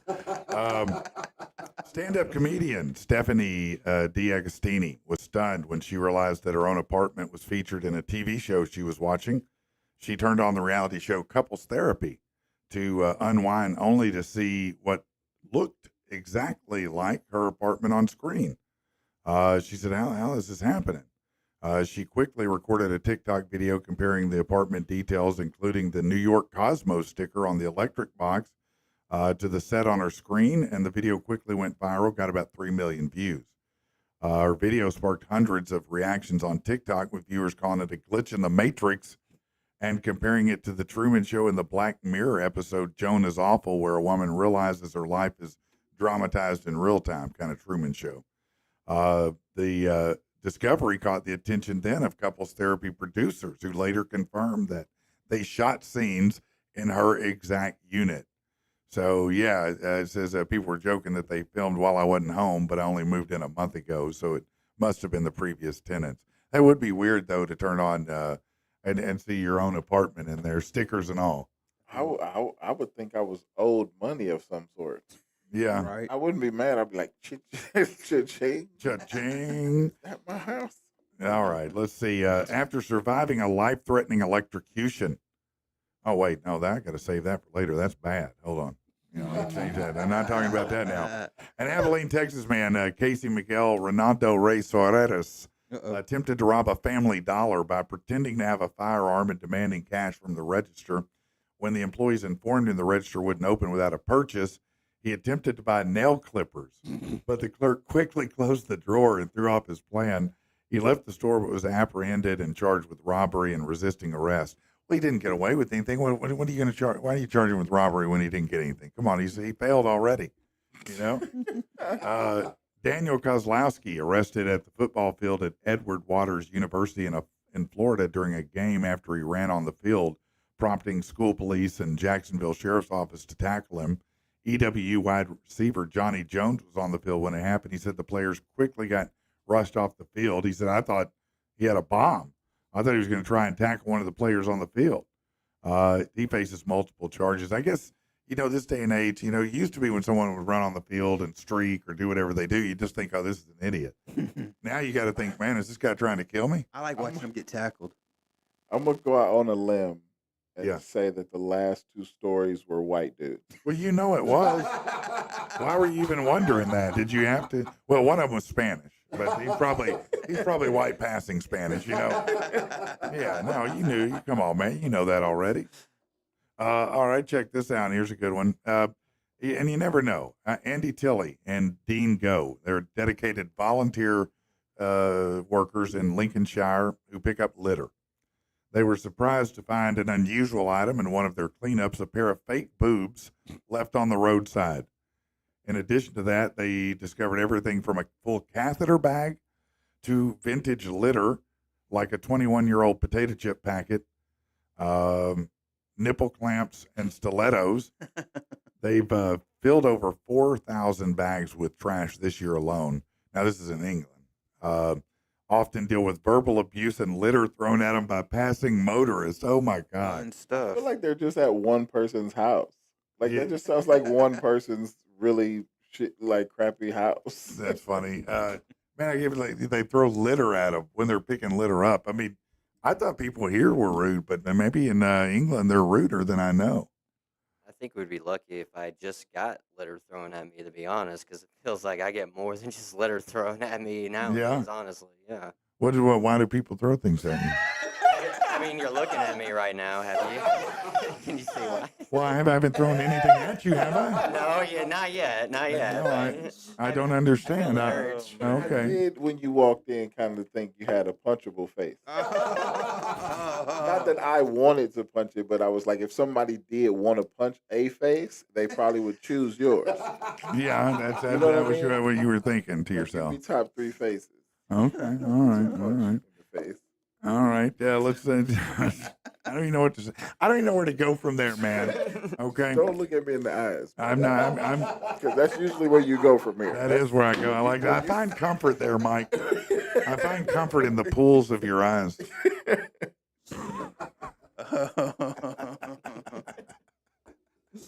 Dwayne Johnson's action movie Red One. It's a Christmas action movie. Hits theaters today with an underwhelming 33% fresh rating on Rotten Tomatoes, with many critics questioning who exactly the movie's for, calling out some subpar CGI. But while promoting it, he recalled seeing Christopher Nolan's Oppenheimer on IMAX and had an epiphany that his Christmas movie should be shot the same way. Social media didn't think that was the case. They said, honestly, laugh if you want to, but I aspire to have a fragment of this delusional confidence The Rock has. Well, I wouldn't say delusional. I mean, he's very rich. So, I mean, say what you want. I mean, he's making money, more than you're making sitting there typing that. They do make odd choices, though. They do. They do make odd choices. Like, that's an odd choice. Yeah. Like, how did you get Chris Evans to do that as well? He plays Jack Frost. Well, like a renegade detective of some sort. Like, it's I don't even understand the whole Chris Evans phenomenon. He's all right as, I guess, Captain America. He's okay. But I don't, it's no Robert Downey Jr. role. I mean, he's a pretty dude. So, like, Is he? Yeah, I mean, I don't, Who's talking about eye contact now? he's like a pretty dude. No, that's fine. I'm glad you're comfortable saying that. Don't get That's right. He's no Hemsworth. That's for damn sure. All right. Well, it is, without further ado, it is time to do the rant. I cannot put it off any further, so I need to get this underway. So you might want to strap in your seatbelt there, Chief. It's time to go. We're going to do this. He's Patrick, he's an angry SOB. Patrick, are you freaking kidding me? Patrick, right here on PATB. Suck it, man, this guy. All right, we got a lot to get to. Let's get to it. People magazine has named John Krasinski The 2024 sexiest man alive, Krasinski was revealed to be the newest winner of the honorable title on The Late Show with Stephen Colbert. Krasinski, best known for starring as Jim Halpert in The Office for 9 seasons, and then he directed and starred in the 2018 horror smash A Quiet Place. When asked for a comment, he said he thinks he's being punked. Oh no, bro. There's no zero chance that you're being. Are you freaking kidding me? There's a 1,000% chance you're absolutely being punked. Where is Ashton Duscher at? Hell, I'm still mad at him for robbing Mila Kunis from me. Ashton, you know she called me first, and your dorky ass Slender Man self showed up. But whatever, I still need you to jump out and tell me and John that this is just 30 pounds of shit in a 10-pound bag.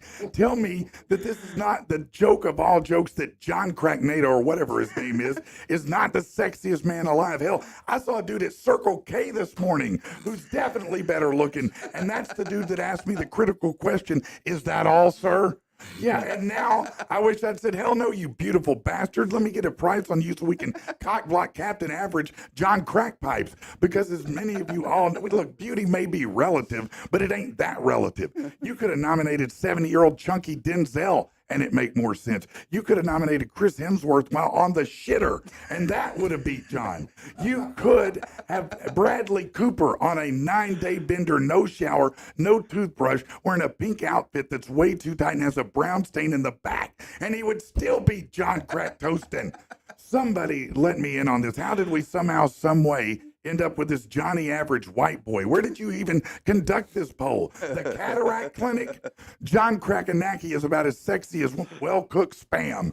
No matter what you do, how good you prepare it, it's freaking spam. No one thought maybe Idris Elba, Michael B. Jordan. By the way, you know what the B stands for? Michael B. all up in them guts, Jordan. You can't even spell John Krasinski's name, and yet he beat out The Rock and his Johnson. Yeah, I think somebody's been bribed. We need a DOJ investigation. Next up, big box retailer Costco announced it's recalling 80,000 pounds of butter this week. Now, you might think, oh, it's been contaminated, but oh no. No, it's not expired or contaminated with harmful bacteria, but because they forgot to add a warning label on the product that says contains milk. And they didn't want to face a lawsuit. Well, you know, you got to be careful. Are you freaking kidding me? I learned how butter was made in elementary school, and so did every other kid on the planet since like 1975. There's a tribe in the middle of the ocean who's never had contact with mankind. They know butter is made with milk. And so what if you don't know, what happens? What if you're lactose intolerant, Angry P? Here's a clue. No one in history of the world died drinking homo milk. Doesn't matter if it's 1%, 2%, or whole homo milk. And I don't mean the milk's 2% gay. I mean it's homogenized.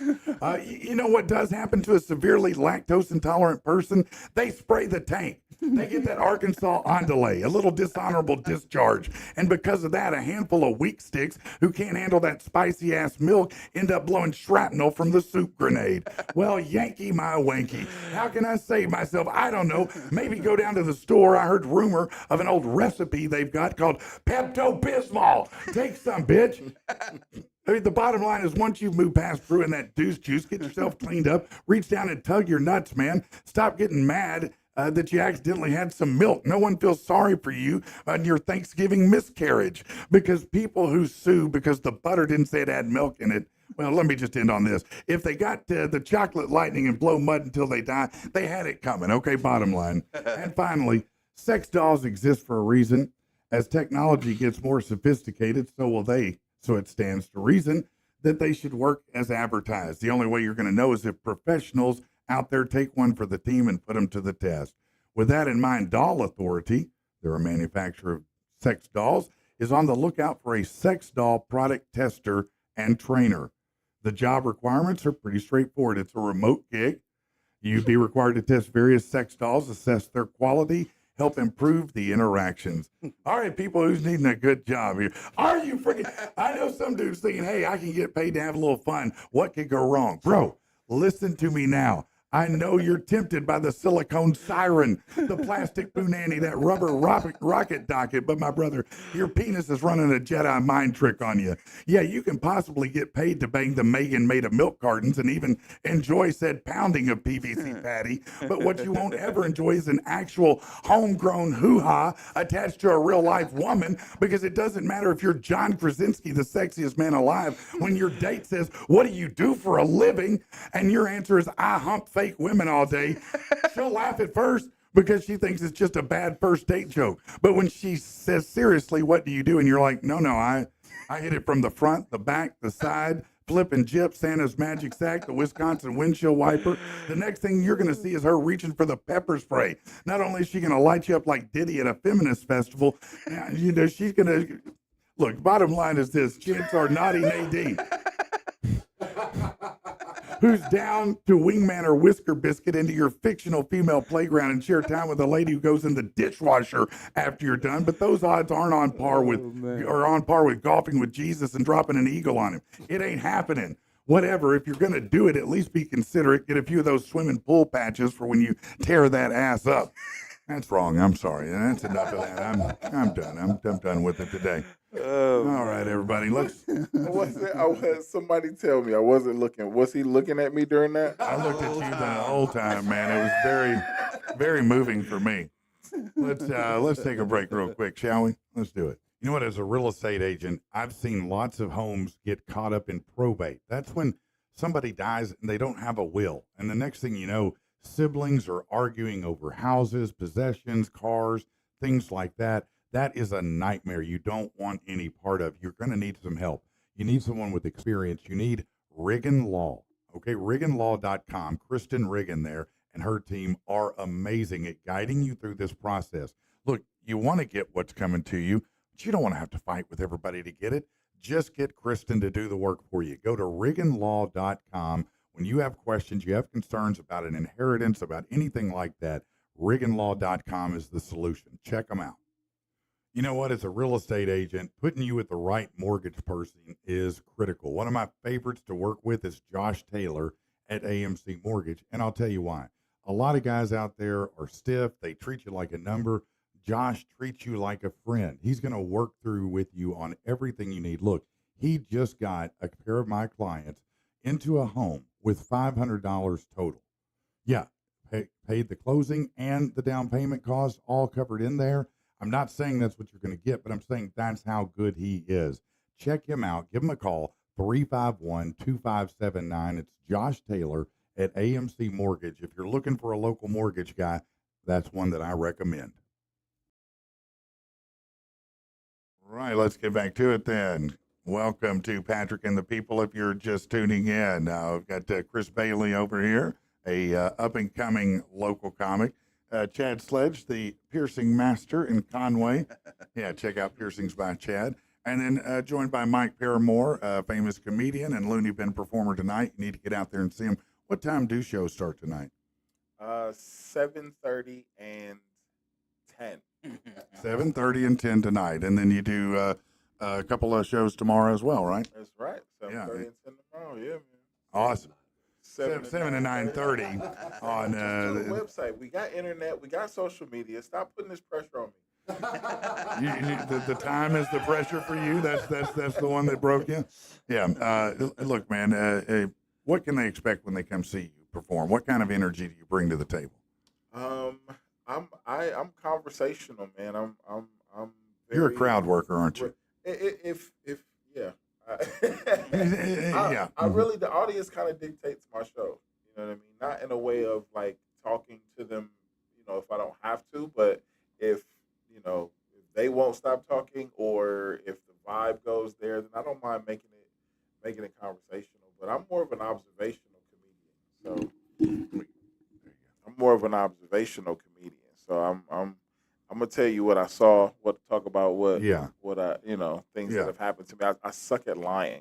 Anything I talk about on stage either happened to me or somebody it's I know. Legit. Yeah, it's legit. Yeah, most everything that I ever have done in stand up is pretty real life. I mean, it's just easier to remember the real life stuff instead of manufacturing it.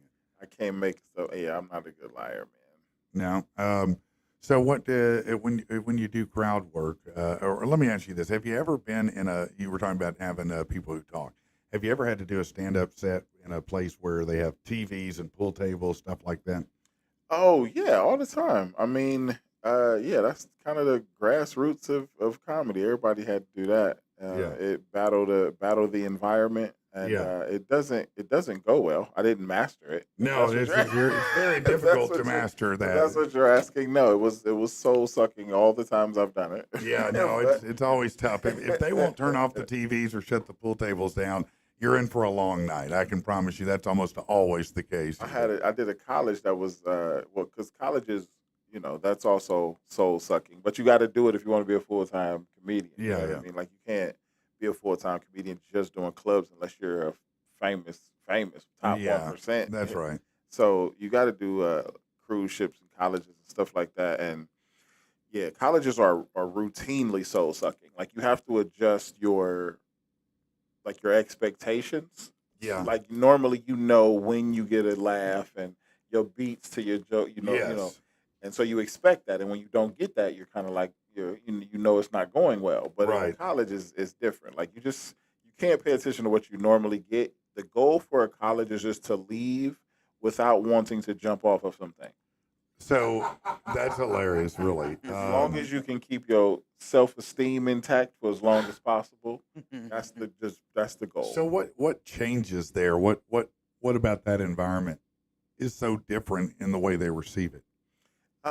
It's similar to cruise ships as to like when you go to campuses, it's not like they paid, admission to get in. Half of the kids are in pajamas.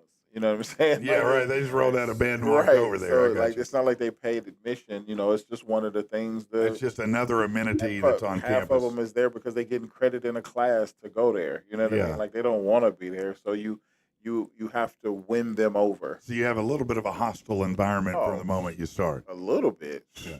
Man, Speaking of that, and we've talked about this a couple times, and you brought up Bill Burr earlier. He's high on my list of amazing comedians. And I've always liked Bill Burr, but the moment that really won me over for Bill Burr was that moment where he went on stage. They were doing the outdoor show, and the audience had been beating every comedian up that came out. And have you seen that one where he comes out and he just flips it on them and just starts telling them they're all pieces of shit? yeah, in Philly. Yeah, man, that's one of the most masterful turns I've ever seen in my life. Yeah, Yeah, that's the danger of a creative person not giving a damn. That's right. Once you get us to that point where we don't care, it's going to be a doozy. No, you're right about It's gonna be a that. doozy. Chad, growing up, who were your favorite comedians to watch? Like Eddie Murphy, Richard Pryor, all the ones I shouldn't have been watching. Yeah, no, me too. Yeah, my mom didn't want me watching any of them. But no, the language was wrong. She wanted me to watch Bill Cosby because that was safe. Yeah, Mom, you were wrong. Huh? Eddie Murphy is the kids movie guy. Bill Cosby, he was raping everyone. They flipped modes, man. Huh? They flipped Not the modes. everyone. Not everyone, just some. Just a few. Just a few. While they were sleeping, they didn't even know really. What's the big deal? They were sleeping. I mean, you wouldn't know anyway. It's like having a Cosby. dream, right? It's Cosby. He's It is done a Bill lot Cosby. for the world. I think he deserves. Never mind. Man, listen, I grew up watching that dude. I really did. I grew up with picture pages and watching Bill Cosby and Fat Albert. So this is not my joke. This is somebody else's joke, and I can't remember the person's name, which is probably a good thing. But they were like really creative people. You know what I mean? Like Yeah. Michael Jackson. Like if you had to choose between Michael Jackson's movies and like a couple of boys, like would you like like you know what I'm saying? Like would you sacrifice Yeah, no. for Michael Jackson's music? Yeah, You know what I'm saying? Wouldn't you sacrifice a couple of boys? Oh, man. I mean, if you're going to get beat it and all that, yeah. I mean, I don't want to not have beat it. I mean, yeah, It's that's like the trade-off. those boys might not be talented. So Yeah, no. That's terrible. I love it. it's not my joke. No, people. no, it's Please definitely do not, but you- write my people. No, that's great. Chris, who were your inspirations as comedy growing up? Well, the very first person I seen do stand up was Dana Carvey. I saw his stand up special, his HBO stand up special, and that was an inspiration for me. Even Was though that the one where he ends up on the piano chopping broccoli? Yeah. exactly, Okay. exactly, yeah.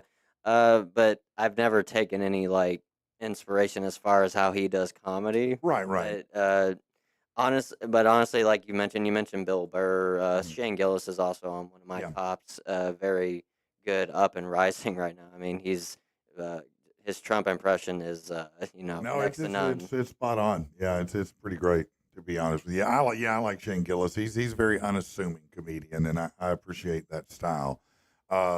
Who's another comedian that you were liked a lot when you were young? I don't even know if I did a whole bunch of stand up when I was young. No, When I you just- started paying attention to stand up, it was more from movies. Like, so I would see the movie, and then I would be like, "Oh, that person does a does stand up stand-up. set." Then I'll go see Okay. that. I mean, now I'm pretty engrossed with it. Like, I'm pretty there. I do a lot of comedy research, and I like a lot of mostly underground people be my favorite. Yeah, Like people like Todd Berry. You know what I I mean? know who Todd Berry is. Yeah, he's a Todd great Berry comedian. I love Todd Berry. Yeah, no, he's a very funny guy. Who else did I like? Dean Edwards. Mm-hmm. Like I'm deep in it now. No, yeah. No, I get it. You're in the deep cuts. Yeah, I love comedy. I've always loved it since I was a little kid, and I think it's just an amazing art form that it's terrifying and fun to do at the same time. And it seems like you think that you never get terrified again, but you do. From time to time, you walk out and you're like, "Oh every God, single am I time. doing this? Every Am I single doing time. this?" It is What not about- times every single time I go on stage right before I am a wreck. Yeah, I'm an absolute wreck. but before I what does go it on take? stage. About 30 seconds, a minute, and that's all gone. Probably my second laugh. Yeah. However long it takes me to get my second laugh, because the first one is like, oh well, they may just be laughing at me. Right. Okay. So, but by the second laugh, I'm starting to calm down. It's like, okay, I think I'm gonna make it. Now, what? Let's say that, and I know that you obviously prepare and do all that, but what if you got lost on stage in the joke? Have you ever had that moment where you just all of a sudden you don't remember where you were headed?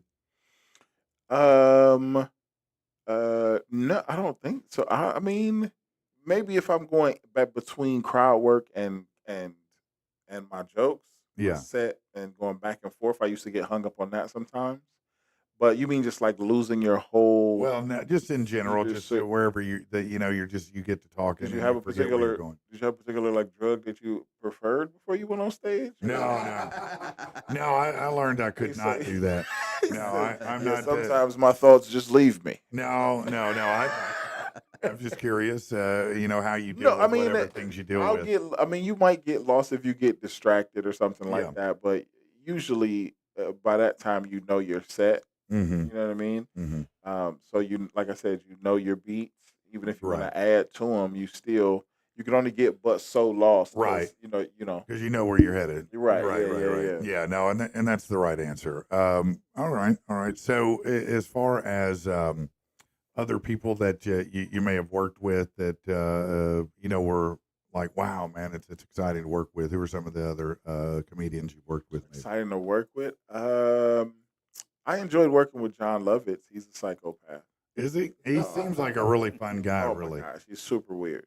Is he? Yeah, he seems He's weird. Super weird. He introduces himself as though he like doesn't want to be there, and then he invites you for pasta. Yeah. Yeah. Yeah. He literally, like I said, hey John, and he was like, Yeah. and then he was like, we're gonna get pasta. Come on. That's hilarious. And then he just and then we sat and we ate pasta. And he talked about golf for 30 minutes. That's what he talked about. He talked about golf for 30 minutes. Yes, he Really? didn't need me in the conversation, but he talked about golf. Yeah. So he was kind of cool. Was he pretty nice in general? Oh, he was. He was a great guy. He was a good guy. He was a good guy. He was weird. Yeah. Which I don't think anybody would be That's not surprised by that, shocking. right? No, he seems weird anyway. He was very, very weird. Some comedians are really or even actors, whatever, they're as weird as they seem, and others Yeah, it's yeah. more of a put on, you know. Yeah, no, John's weird. But he's really weird. Yeah, But man, he was so funny back in the day on SNL. You know, I used to like that. Now, I don't think SNL is nearly as good as Chappelle, but I love some of the SNL from particularly in the '90s. Oh, yeah. I liked a lot of that. I don't think it's as funny right now. Did you ever watch, or are you too young to have watched In Living Color? Oh yeah, absolutely. I was yeah. No, I was that was a very that was before me having an interest in of stand up, but I definitely watched that. Yeah, that Yeah. was a staple. Yeah, that Yeah. was Yeah, it's great. yeah, that was the first time you really got to see uh like comedy on an improv level Sketch for comedy. for black people. Yeah. So we were all about it. They turned it into a little party. Every skit was quotable. Yeah. You know what No, I mean, like the Wayans brothers. We gonna let Yeah. him in, He please. came in. Oh, he did. people, Hold people on one don't second. people don't realize In Living Color was only had 4 seasons. Yeah. Like that's how iconic it was. It was 4 seasons, and we can't stop talking about it. It gave birth to everything. Yeah. Well, I mean, And it look, launched, and every single person on there became a superstar. well, Like that's it's like really true. you know what I'm I saying. mean, for the most part, Yeah. yeah. Like, even that's Bobby Lee. crazy. Yeah, every I mean, person even Bobby on Lee. there became a Bobby Lee was superstar. Wait, was he was Mad TV? Wasn't he? Mad My TV, bad. My Mad bad TV, on okay. that. My bad on that. Sorry, Bobby. Yeah, Um, every person in there became a star, and then it was, and then it birthed all of those sketch shows, and like, Well, Keenan Ivory Wayans and the Wayans clan, you know, Kim and Keenan, you know, they were the force behind it when it started, and then Damon, you know, Homie the Clown, that became huge, and then he's gone on to do multiple TV shows. You know, matter of fact, I think he's starting a new one now. yeah. He's still getting paid. Oh you know. yeah, Mhm. All those Wayans. Damon is kind of a genius. Jim Carrey, he was struggling in his career immensely. Yeah, And somehow he got cast by Keenan, and that really launched him into the stratosphere. yeah. And he was pretty damn amazing. He in was that. he was kind of a savant when eyeing talent, because you know he let a lot of everybody just kind of go off of the top. A lot of the stuff was just, I mean, they would have loose scripts, but Yeah. a lot of that was just them being Just them in the improv. moment. Yeah, Yeah, no, and phenomenally so as well. So yeah, that's amazing. We've got a great musical guest coming up. Let me put you in this chair. Come over here, man. Let me get this guy over here, man, so we can visit with him a little bit. Very excited to have you in here, man. Everybody's wondering what's going on. What's going on? It's big stuff, man. It's big stuff. It's big stuff. It's EC Haynes, baby. I'm glad to see people, like multiple people, found this place. Yeah, no, it's remote, Because isn't it? yeah, Yeah, because especially in the dark. Even like coming here, and I'm like, did I do bad last night? Am I about to get Am I about to be dropped? executed? Yeah. No, I've had a lot of people say that. Okay, so get on the mic here, and you just have to get to it like this, man. So this is EC Haynes. How are you, sir? I'm great this morning. How are you doing? Man, I am phenomenal, and even probably more excited than you are to have you here, man. Tell folks about yourself, EC. Man, I am Little Rock native, 35 years. I was born in Arkansas. I'm a Skokie Creek native. I was raised in Oklahoma my young life, and I'm sorry. finished our high school here at Parkview, class of '92. Went to school with the mighty Derek Fisher. Oh, I had him in yeah. English class every D-Fish, day. Used baby. to worry him out. He was just a great guy. But I'm an artist. I'm a hairstylist. I'm a painter. I'm an actor, a writer. I've been Yeah, in you do a lot of things. all You're different kind of a things. renaissance man. You know, you've been, That's if I'm not mistaken, and correct me if I'm wrong, but I think it was a few years ago. I think I came to your studio, your shop. Is it in the Heights area? It right now I'm closer to retiring than I was Oh, a okay. year ago. Yeah. So I've moved my shop to my house. I'm at Oh, University okay. of Canterbury, Yeah, and yeah. I am in the Heights, right? Yeah, but that's where you, yeah, okay. Yeah, I knew I had been there before. Yeah. It's awesome, man. That is. But you know, I love music. I play music with a lot of great people. I've done a lot of great shows. I've opened for some amazing people, amazing, you know, major acts. Yeah. Out there. Who's your favorite one you've worked with? Honestly, the nicest guy that I work with, well, there are two guys. Brett Michaels from Poison, he was Yeah. awesome. But Steve Lance from Autograph, he was Really? phenomenal guy. He was a great dude. Really? Yeah, Yeah. man. I tell you what, they had, I guess a lot of hits overseas, but here they had one really big hit, Turn Up the Radio. And, but it was phenomenal. I mean, they were a big, big band. He recently had some. I don't want to really throw his business out there, but it's a positive thing. He had some old bandmates trying to destroy the name and take it away from him that he started. So I flipped him with someone in L.A. and they got his stuff together. But he owns all the rights now to Autograph, and Okay, well, good so for they're, him, they're man. touring and doing. So he's doing a lot of positive stuff, man. Well, that's awesome. That's a great awesome to guy. hear. That's great to hear. So you've played all over the country, I'm sure. Man, I've opened for Ted Nugent. I've opened for Jackal. Yeah. Hart, Henry. We played Riverfest a couple of times down there, and that was pretty cool. Yeah, man. But I had a rock band at one time. Used to have a reggae band, and now I got a funk band. Yeah. Yeah, my band now, we're Hindsight Groove. Hindsight Groove is the name. You should have already been dancing. And I know that's right. I know that's right. Now, you're going to be performing tonight, right? Yeah, we're going to be playing at the Four Quarter Bar, North Little Rock. downtown. Four Quarter Bar, North Little Rock. Is that in Argenta? Is that where It that is. is? It's between 4th and 5th Street.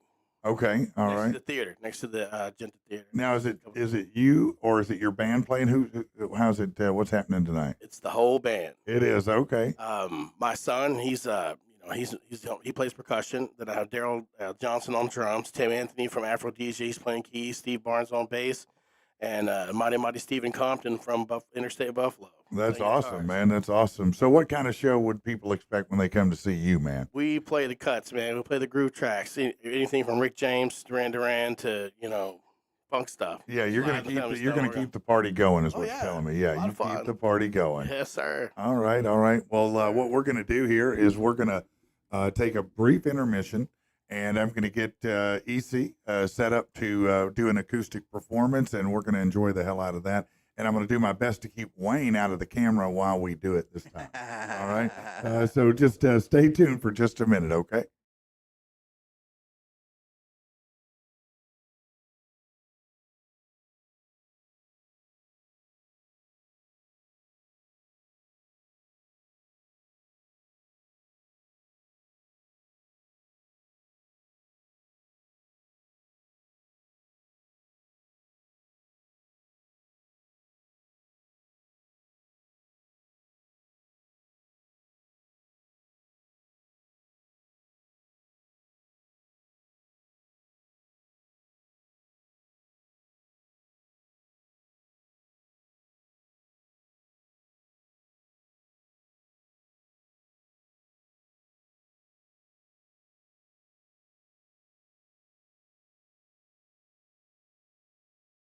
Set up on our camera angle here for you so that you can, oh, hold on, I'm going to mess that up.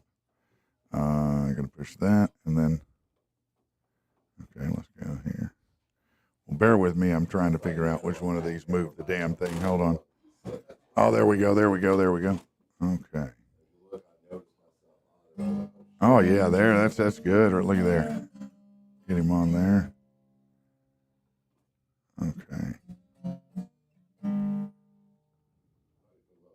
I did it. Actually, we're all walking upside down because the eyeball reverses everything. Is that what it is? I mean, All right. We're ants on the ceiling right now. Just keep eating, right? Just keep eating. All That's what I right. tell my boy up there. Get after it, EC. All right. We'll do a little tune I wrote about my lovely city, Little Rock, Arkansas. All right, here we go. Sometimes the morning rain passes by. The sunrise you can't forget for it peeks to the sky. I got my coffee ground, stood around, and I'll be heading downtown from the west side.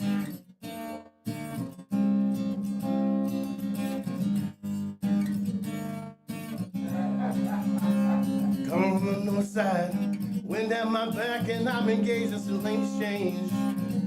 Approaching my beautiful city, and that's kind of strange. The Arkansas River, dancing with the sunlight.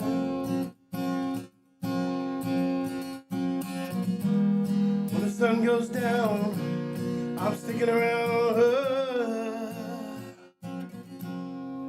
I'm talking about Little Rock, Arkansas. It's got that old town soul.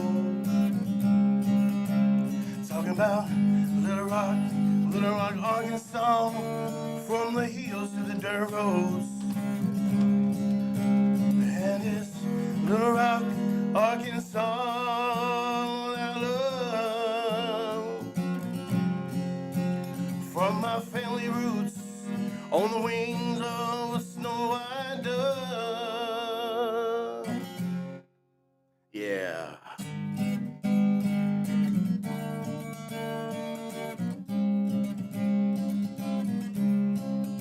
I headed down south now, that old familiar route, heading to that lake in a boat, spin about. Coming in from the east side, and the light shines on hard. When the sun comes up, I'm sticking around her. When the sun goes down, I'm still in love with her. And I'm talking about Little Rock, Arkansas. It's got that old town soul. I'm talking about Little Rock, Arkansas. From the hills to the dirt roads.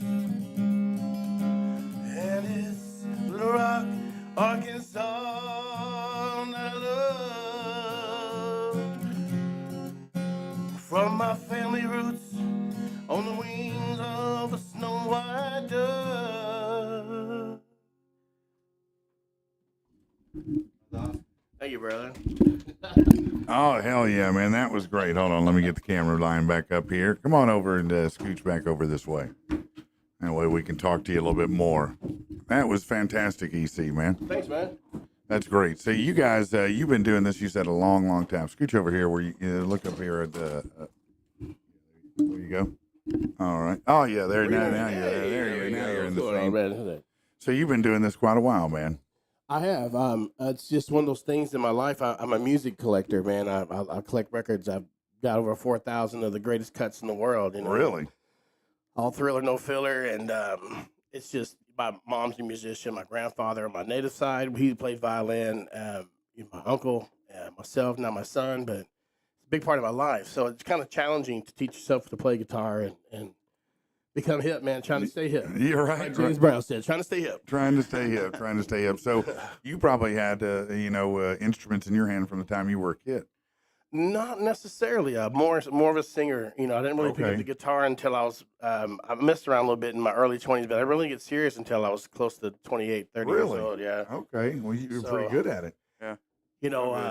Got turned on. A buddy of mine, Neil Kelly. He's probably my biggest inspiration. He's a lefty that plays a righty upside down. Truly. So, really? Wow. Your low string is on the bottom. So. And he tried to teach me at one time. We all lived together, and it was confusing because he's doing this position, and the guitar flips over into another position, and I just lost it. So I continued to take shots. So it didn't really make that much difference back then. So until I got myself together, But when I really got serious, within 6 months of really charging hard, I played my first show at Ernie Biggs, opening on for Valentine's Day. Getting the night started off, and I did that for several years. Halloween and St. Patrick's Day and Valentine's Day. Those are my shows at Ernie Biggs, when I started off as a solo artist, but it's grown a lot. No, it definitely has. I know that you've been a notable performer here for a long time. So, you were on the road traveling and performing with all kinds of stars. And how gratifying was it to play on some of those stages and make those audiences just have such a great time? It's one of those things that you can describe as definitely a top euphoria, something you can't compare to anything else. And just when you have an audience that never seen you before, never heard you before, respond to you in such a positive way, and in the middle of a breakdown, you start teaching the song, next thing you know, they're singing it back to you, and they don't know who you are. But I think the craziest thing is when you get off the stage and you're signing autographs for an hour and a half, 2 hours after the show at some motorcycle rally after Ted Nugent's about to get on, and you're still signing autographs. You know what I'm saying? They don't know who you are. But that is a surreal feeling. I've actually been interviewed by Rolling Stone magazine twice. Really? Once in Oklahoma and once here, but they've never released our story when we were with when we were Four on the Floor, rock band, and We won a big contest, beat a lot of bands in town, and Yeah, Four on the Floor was a big band around here for a long Right. time, wasn't it? yeah, sure was. Yeah, I Charlie think- Page and Mike Dugan and Yeah. original players Al Martin, but Luther Hamilton. Do you know? You may know a buddy of mine, Dane Hawkins. Yeah, absolutely. You I know was at Dane? Dane's house the other day. Yeah. He's a good player too. He's man, we sit down and play a lot. He and I actually played a show at the Prospect Bar and Grill Really? on Kavanaugh one Dang, time. did? We sure did. Yeah. Yeah, the two of us. We had 150 people in that Man, little that's place. great. Man. It Yeah, was no, great. he's a funny guy, man. I One love of the him, funniest. man. Yeah, I've known him a long time. We used to work. He's together. been building, making axes and stuff, like reconditioning these old heads from the 30s and Yeah. 20s and stuff, and putting new handles on them and stuff. He's a collector, but yeah, he's a great guy. Yeah, no, he really is. He really is. So you said you played with Ted Nugent, huh? Man, I bet that was a crazy show. I bet he puts it all on the line, man. Yeah, but he's kind of strange, man. He wouldn't talk to nobody. He wouldn't Really? meet none of us. He wouldn't even. Really? No, not at all. I'm man. surprised Not to at hear all. that, man. He, I mean, at the end of the show, he's up there riffing and tearing it up, and he starts dissing drinkers and smokers and whatever. Really? Cock knockers and whatever the hell's going on. I mean, and then his logo was a big middle finger with him Yeah. riding on it, with Yeah. his middle finger. So Yeah. he was cussing everybody out and telling them how much of a loser they are after they've made him a millionaire, and he left that guitar ringing and Wow. walked off stage. I was kind of shocked. I would be shocked by that too. That seems. I didn't get a chance to flip him off myself. You know what I'm saying? No, man. Come on, that's Teddy. Come talk surprising. to us, baby. It's sad when you see somebody so talented, get so disconnected from reality like that. Well, apparently, he's better than all of us, and he lets you know about it, and he's an amazing guitar player. I mean, Man, he he's is. a legend. And but you can't change your attitude if that's how you feel, Right now, I mean, it's hard to keep folks coming around if they look down on you. Well, I mean, he still sells out shows. People still know he's going to get out there. It's just like Don Rickles. He's going to wear you out when you get to the audience. Right, You know what I'm right, saying? But right. you're still going to go see him anyway. Yeah, that's true. It's just, I would probably still go see him again. I mean, I just would because he was that good. No, man, I liked him, when I was a kid. Some of his songs I liked quite a bit, and he's a great guitar player. Who else did you perform with that you like? Cody and Blower from Hinder. We got off the stage and they were backstage and they were like, "Man, you guys are fucking rock, man." I mean, because they're not particularly a live band back then. This is in 2009, Right. So I mean, they're studio guys and being from Oklahoma, we had a lot of common talk about them, but they were pretty nice guys. But the drummer from Heart, he was really cool, come up and talk to us. But man, more than anything else, Brad Michaels was really the year that he was in the diabetic coma. That January, he was in a coma. He was in Little Rock that May playing. Yeah, and Fingers, it was wasn't it? us and we pulled into the amphitheater, and he's up on the stage. It's like 3:30 in the afternoon. He's up on stage warming up. He's got a few people standing out there, but. We pull in, we walk up on the stage, and he gets done, throws his guitar over to his tech, and he comes up and he's like, "How you guys doing, man? I'm Brett." I mean, just the most genuine, lucky to be alive, thankful to be a live person that I've probably ever eye to eye with. I mean, to know someone that's that close to death. It's weird because I'll be honest with you. When I was young, I didn't like Poison. I felt like they were the, forgive me for saying, the posers of the rock world. But the longer I've been alive and the more I've seen him, I do like him. I think he seemed, and that helps. The best part about that is he got all the tickets at the skating rink going really fast. You know what I'm saying? We were kids, man, the skating rink. No. That's right, Gen X. We went to the skating rink, kids. We didn't. No, that's damn sure true, man. Were you down here at Eight Wheels? No, you weren't. You didn't live here then. Yeah, you were in Tulsa. The skate world in Tulsa, man. My dad would drop us off. Now, back in the day, you're talking in the 80s, in 85, 86. My dad would give my brother and each and a $20 bill back then. That's like giving somebody $200. That's a lot of money in that time. Call me about 30 minutes after they close. Yeah. I mean, it was hilarious, and he lived on the pretty good side of town and different from where I grew up, opposite side of town. So the DJ's walking up, "You guys need a ride or something?" Nah, there he is. He was like, "Y'all have fun on it." And then we rode back home. But, that's how I got to meet girls from around the city. He's like, let me buy you some nachos, 50 cent nachos. Yeah, that's you know? right. That's right. That's right. Skates, you know? No, I mean, It the was skate cool. I rink met a was. lot of chicks like that. You know? It was the end place to be, man. It was. But you'd always feel outclassed by the one guy that could skate every Oh, direction. my God. He'd be on one leg, spinning around, going backwards. Yeah, You know, killing the limbo, and you're like, man, I'm What? just trying to couple skate, bro. Come on. I had to severely up my skills just so I could skate fast enough to play cup of butt as I'm cutting through the girls going around my turn. You know what I'm saying? Yeah, I know exactly what you mean, man. I know exactly what you mean. Yeah, how do you think that, not just being biased of the generation, but do you think that the 80s was a different kind of musical period than anything else, maybe? Severely different Man. because I mean you have the movement from the 50s to the 60s, and even in the 60s you went from doo-wop man to Sabbath. Yeah, you know what I mean, that that's was right. a major big deal.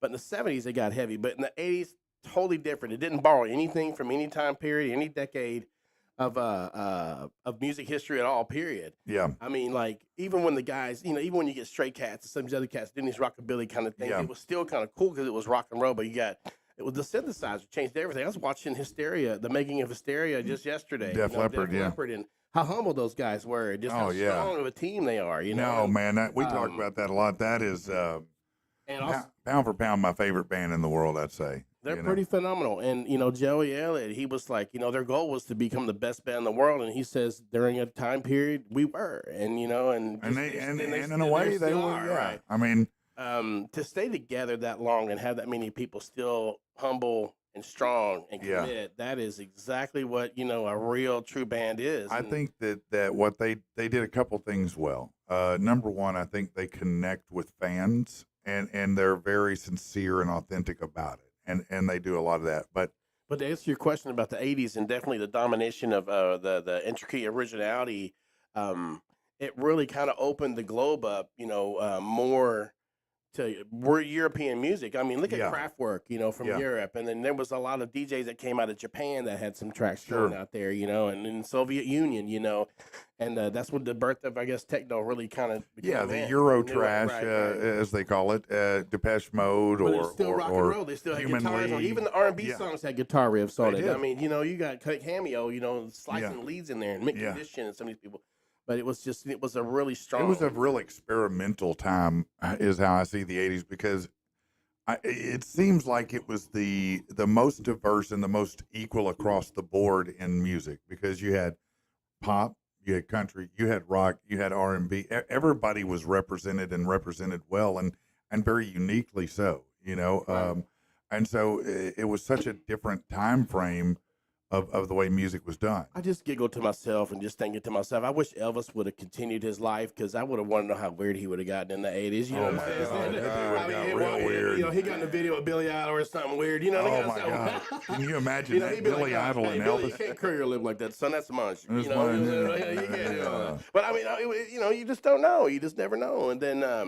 And then you get completely surprised, how punk transitioned into the 80s and still, it still made a definite movement early. And then your most famous unknown band, the Ramones, you know what I mean? yeah. Just, Yeah, just how cool that was. But yeah, definitely the 80s was a strong, they say that, I believe that, 100 years from now, they're going to look back and say the 50s to the 80s was a Renaissance period. Do you know what I mean? Just You like think it so? was. Well, yeah, absolutely. You got art, technology, Yeah, music, yeah. culture. Everything did It shift was in a that solid, period. solid concentration of major difference from where it was. I mean, Mhm. if you go all the way back to the Renaissance period, that's how that was too. It was very radical, So, yeah, 80s were definitely. Yeah, it was such a strong transition from because for so long pop rock dominated charts, and that was a huge when I was at 11, 12, 13. Rick Springfield was the biggest guy in the world to me. I got a comment on Rick Springfield. Yeah. One of my girls I used to work with, she lived next door to me in a duplex. She grew up with him in California. Really? And I'm like, you're crazy. Then she shows me this picture of her with her T-step bangs in high school when Rick was, he lives across the street. Yeah.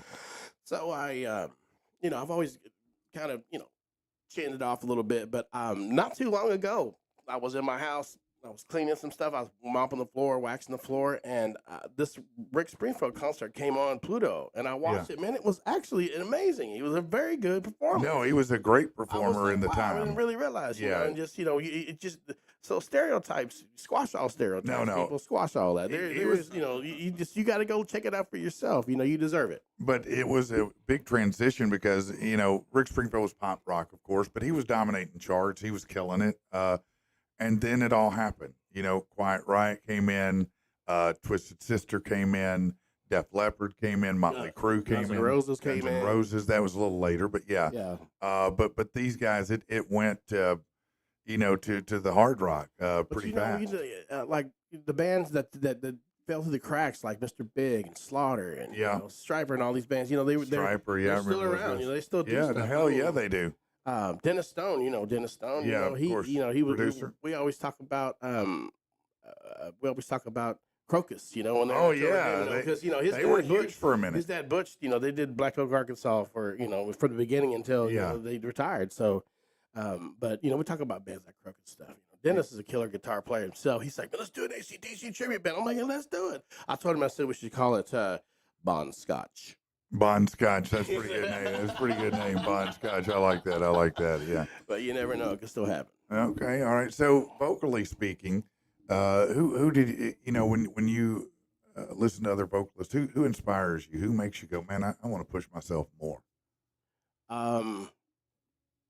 I got to start with the songwriting first. David Bowie is Okay. probably my favorite songwriter. He's very Yeah? intricate. Yeah, he's one of these deep, you know, just like the song "Ashes to Ashes." You know, I mean, that's just one of them obscure songs, obscure music. But as far as singing goes, man, I've been inspired by so many. My mom's a singer. I mean, she, you know, she loved Barbara Streisand. You know, she My wanted to be dad did too. She wanted to be a country star, and my mom had the looks, she had the talent, but just never got the break. She won talent shows, she won airtime, she won recording time, and just never had that break because, you know, you got to have those connections. But my mom inspired me a lot to sing, and we would harmonize together. But growing up, when I realized where my voice is, man, I would probably have to go more R&B, more into Al Green, Marvin Gaye, Oh yeah, you that's know, good stuff right there. James Brown. I mean, that is Modern my day- absolute favorite artist of all time is James Brown? Oh my God! Do Yeah. you love? I'll tell you a modern day artist that I really like, who I think has a similar rasp, and that's Anthony Hamilton.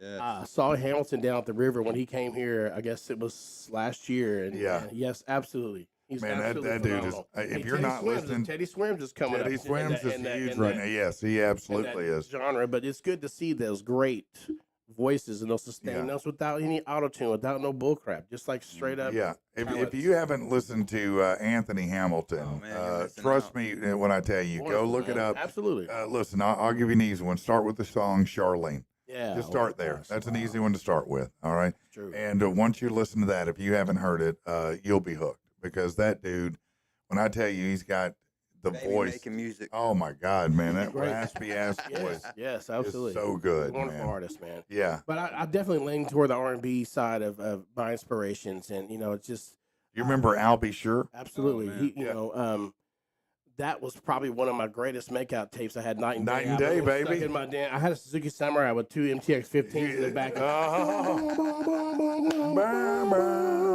That's hilarious. It's on, you know what I'm saying? Yeah. No, that's great. That's great. We thought we were really pushing the bass with things like Depeche Mode. Now, you know, you got these subwoofer sounds that are crazy, but yeah, that's funny, man. But back in the day, you know, with the mini truck life and all those big giant speakers with the stereo man. competitions, I wish they Yeah. would kind of come back. You The know, mini truck life, man. Oh my God. Man, it was They still bumping, have bro. stereo competitions. Oh yeah. But I have seen some mini trucks lately, you know, rolling around. When I was in Oklahoma City not too long ago, there were about 10 of them in the line going. I'm like, that looks like history right there. Yeah, to be honest. yeah. You know, Man. Man, yeah, you'd have guys with those little mini trucks. And, T1000s and, you know, Yeah. police our bodies and little I had, S10s. I had the hammers on it. Oh, wow. About 10 reverses. Yeah. Lime green. there'd be nothing in the back except in the back seat, but area except speakers, woofers, things You like know, that. you just yeah. wish you could go back one time and you just hit Geyer Springs, man, about 1987, 88. Just to Just check it out. go You know, just cruising. to see it one more time. All Man. those trucks, man, all that stuff. Yeah, we did cruise a little bit of Geyer and military both because I was Right. a Benton Bryant guy. Hightower used to harass everybody. That Yeah, Britain, man. Like, yeah. you No, think it's scary, but you still go, "There's a Sasquatch coming." Saline County was always tough. If you had to be careful over there, man. Well, I mean, these kids don't. I mean, they don't do stuff. They don't do stuff like that, man. I mean, it was fun just to go hang out, man, at Reese's or parking lot, or Yeah. where some Well, grocery store. but there's so many things have changed. Like for example, we didn't know why we hated kids in Benton when we went to Bryant. We didn't know why we hated them. We just hated them because they were Benton, right? Now that's all changed. My kids, by the time they were in high school, social media, they were friends with kids at every school in Central Arkansas. So they didn't have that same rivalry feeling and that the us against them feeling that we did. It was a real different time because you didn't have the internet to reach out and talk to people or anything. You just knew they were from Benton and that was the wrong place to be from. Right.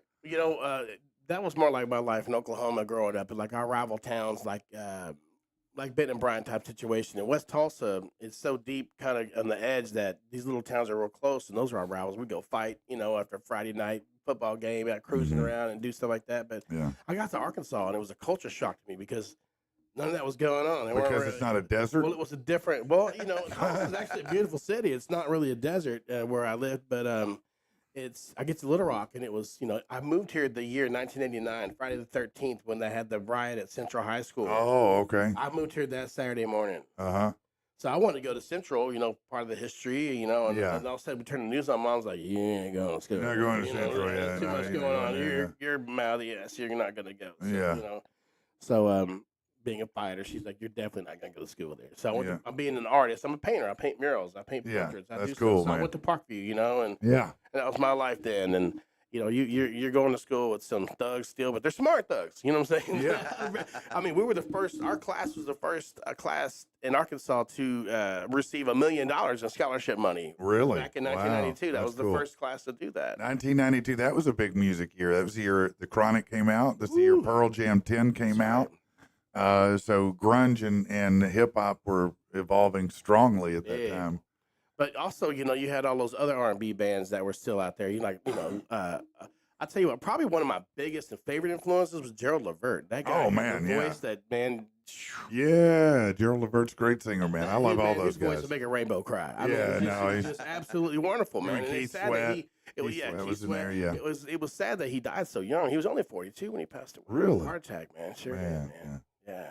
Yeah, no, I liked all those bands in the 80s. I used to like Midnight Star, Freakazoid. Well, man, Halloween night, I just DJ'd a party at the Prospect Bar, Cavanaugh, and I spun all vinyl. Man, I was playing Midnight Star, and I'm playing Were you? Egyptian Lover, and playing Egyptian Lover, baby. playing Oh my American God. Soviets, and playing MCL New York. Yeah. I mean, these kids were like, "Why this?" They were dancing, but they didn't know what was going on. They didn't know why they were like, moving this like is that. weird, but I like it. I'm And all going of to a keep sudden, going. all of a sudden, the Boogie Boys come on, fly girl, Yeah. a fly girl. Yeah. And then mixing in the was not was, and jumping off into the flock of seagulls. I was mixing all these things up. Was and not, was they, all what was wax.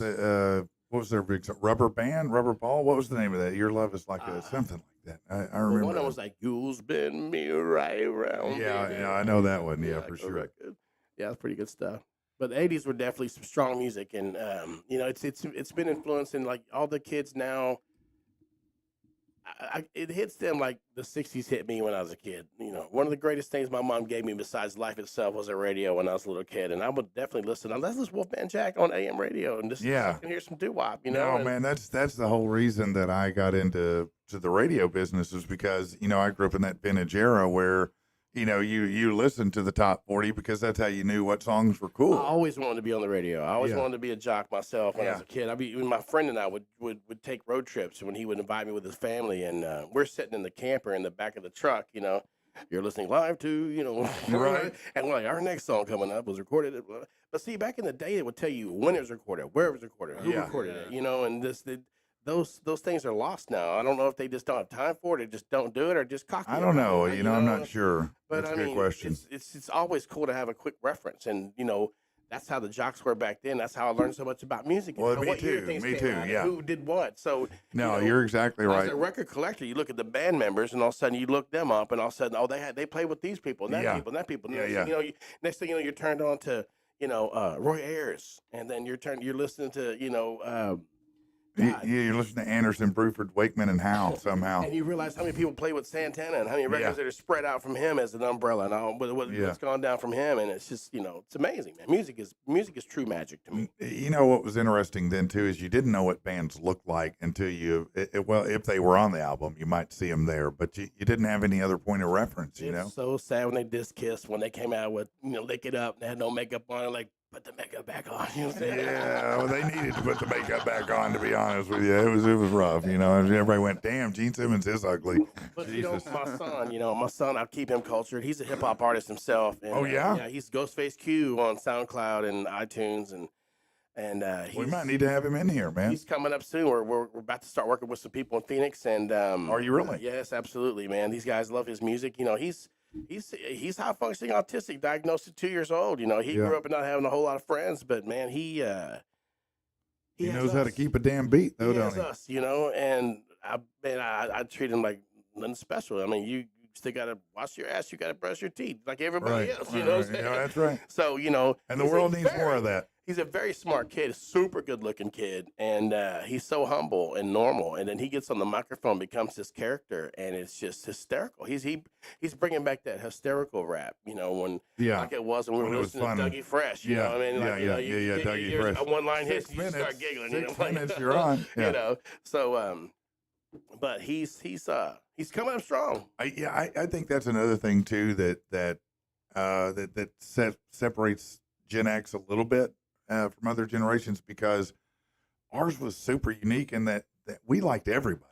I mean, we had nothing to lose too. You know what I mean? We liked everybody though. I mean, it didn't matter what genre, what color, what background. We just liked people. It didn't matter. You know what? I still tell my young people, that come and get cuts. I'm like, we had one radio station that played all of it. You got Jamie Freaky. Then you have Captain and Tennille, and all of a sudden, that's right. Tommy Dog would come on the radio. Right. Then all of a sudden, the message would come up by Melly Mel, and then Grandmaster Flash. And then I would go right back to Phil Collins. And then go right over, but it played everything. You're like, oh, no, so it was just one of those deals. It was either country, that, or classical, And it was exciting to be, I felt like I was, now that I look back, I witnessed the birth of rap, for the most part. And with Sugar Hill Gang and then the Fat Boys. And then, it kept going and going. And it was a phenomenal time to experience the birth of that genre and to watch how it's evolved and grown and changed. And, one of the reasons that they spent so long over the past few years dominating the charts is I feel like hip hop has probably been the most inventive in incorporating new sounds, new music, new styles, new things into it. Well, the greatest thing is having the classics to sample from. I mean, let's go James Brown one time. I already mentioned him as my favorite artist. But even my senior year of high school, we had to do our final paper on a famous African American. And I'm like, well, we got enough culture in this class. Why can't we do somebody of our own culture? Because I want to do my paper on Jim Thorpe. Yeah. So she goes, here's this list.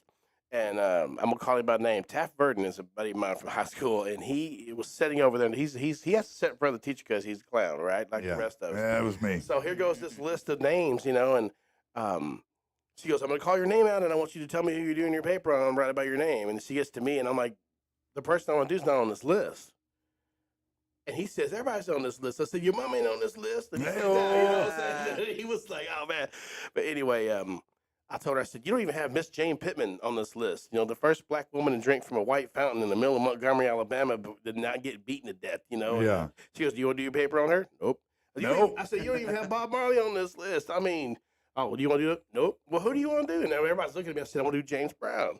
She goes, James Brown, what did he do? Same guy. Taft jumps up, ow, does a spin. I said, that's what he did. He's the most sampled artist. He's the most celebrated artist. I said, if he didn't scream in that microphone, Paul McCartney would have never screamed in that microphone. Do you know what I'm saying? There's no way he would have done that. Wilson Pickett was inspired by James Brown. I mean, there's a lot of great things that happened, but he, the music, Funky Drummer, and a lot of other, Sex Machine, all those songs have been sampled so many times in hip hop, because Public Enemy, I mean, they were the first group that I think that would in concert would sample live records. So they got live records playing while they're in concert, while they're flowing. You know what I mean? LL Cool J did a little bit. Yeah. But Public Enemy was flat out straight up. Terminator X was, I mean, he was a badass dude, DJ. Holy moly, was he cool. Yeah, I loved Public Enemy, man. Yeah. I remember when I got Fear of a Black Planet, and I was just like, I felt like somehow I wasn't even supposed to listen to it, and I was like, but I am, and I loved it, man, Going political, there was a situation that happened, and I posted up, don't believe the hype, so I put it on, man, to call him out. But, there was a lot of great music that happened in the 80s, man, a lot. And then the 90s transitioned into, it kind of brought Lenny Kravitz, for example. Lenny Kravitz, he tried to have a career in the 80s, and it just didn't work out. He was under the name Romeo Blue. He was doing something else. But, so when he found his sound, I mean, a friend of mine turned me on to Lenny Kravitz, Let Love Rule. First time I heard that, I'm like, that changed my life. It's a damn good that song. Immediately brought me, that's like a combination of Sly Stone, Jimi Hendrix. It was everybody, and Peter Frampton at one time, like as far as the story goes, just writing like that. It was, wow, man, Lenny Kravitz. Amazing artist, and he's still relevant, still hip to this day. Yeah, no, I guess he is still hip to this day. He was a great artist for sure. Yeah, the '90s really changed though, because in the '80s, people were you had for example, Twisted Sister. We're not going to take it. They were pissed, but it was still fun. Right. Okay, they were pissed. They were still having a good time about being pissed. The '90s shifted that. The tone of music shifted to a much darker, tone than the '80s had. It was dramatic. The kids, man, people diss on the kids a lot these days, but they're really into this vintage stuff. They're into cassette tapes right now. Yeah, I mean, really? Are they? Yes, man. I knew albums. They're selling cassette tapes. Who's selling cassettes? Dude, Walmart has they sell cassette tapes. Why would you want to buy that? I don't know. It's they the like worst the music. form. They like the music in hand. They want to record stuff and go, I got a mixtape. Oh my God! No, that's one of the worst forms of recording you can get is a tape. But the main thing is it's 2009. LP sales been dominating CD sales. For 2009. Yeah, which is great. At my shop, I've always played records, and people come to the salon and be like, "Man, look at all these records," but it inspires kids. It inspires the young people to pick the record up. The music is in hand, and that is the only true permanent format of music today is a LP. Now, vinyl. Yeah, no, you're right. If actually, it's scratched, it'll still play. You're right. You can't. If you don't have any, no computer, you can't. If it crashes, it's gone. Your stuff's gone. But there's all your records. Yeah. The other day we were we had to we moved, and so I got my stuff out of storage and moved it back, home, and so we're going through some of the boxes, and this is stuff that's been in storage for 3 years now. And so you don't even remember what you put in there.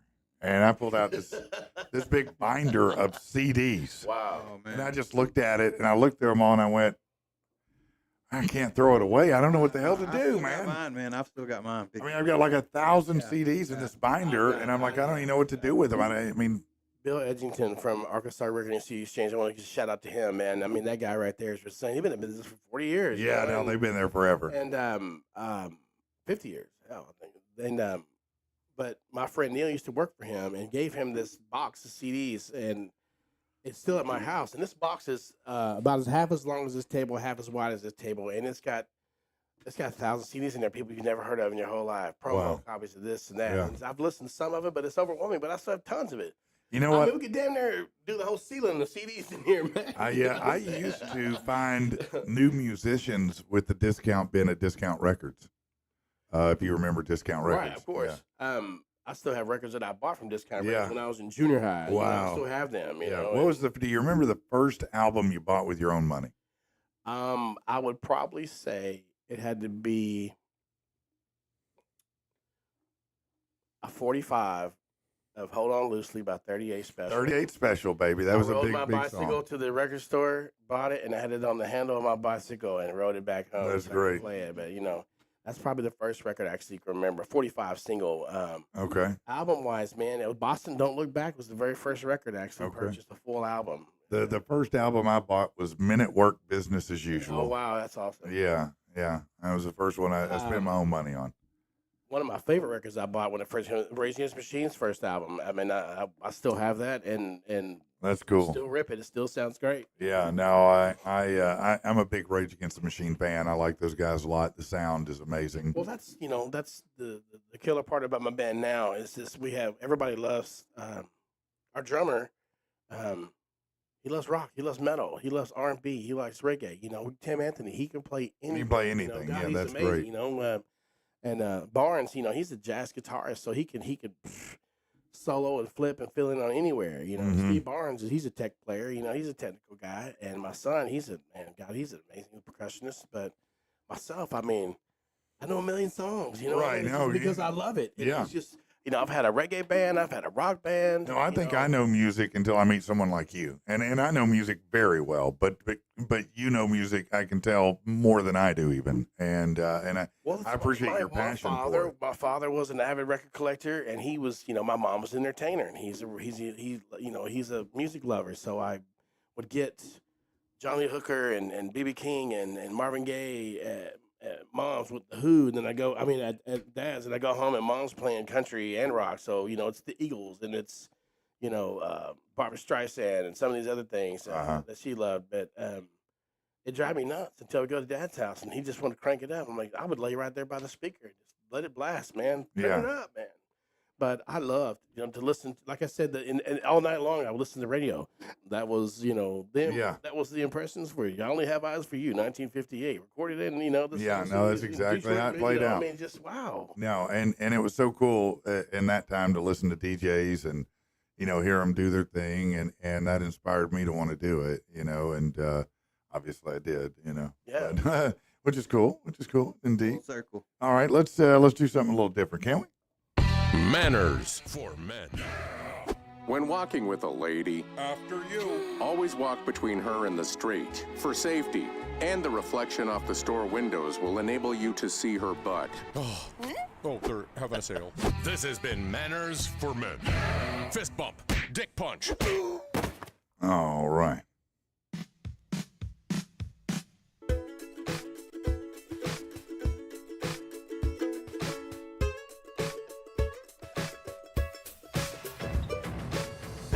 Listen up now, I'll tell you a story. Without a doubt, it's kinda gory. It's the worst news you could ever hear.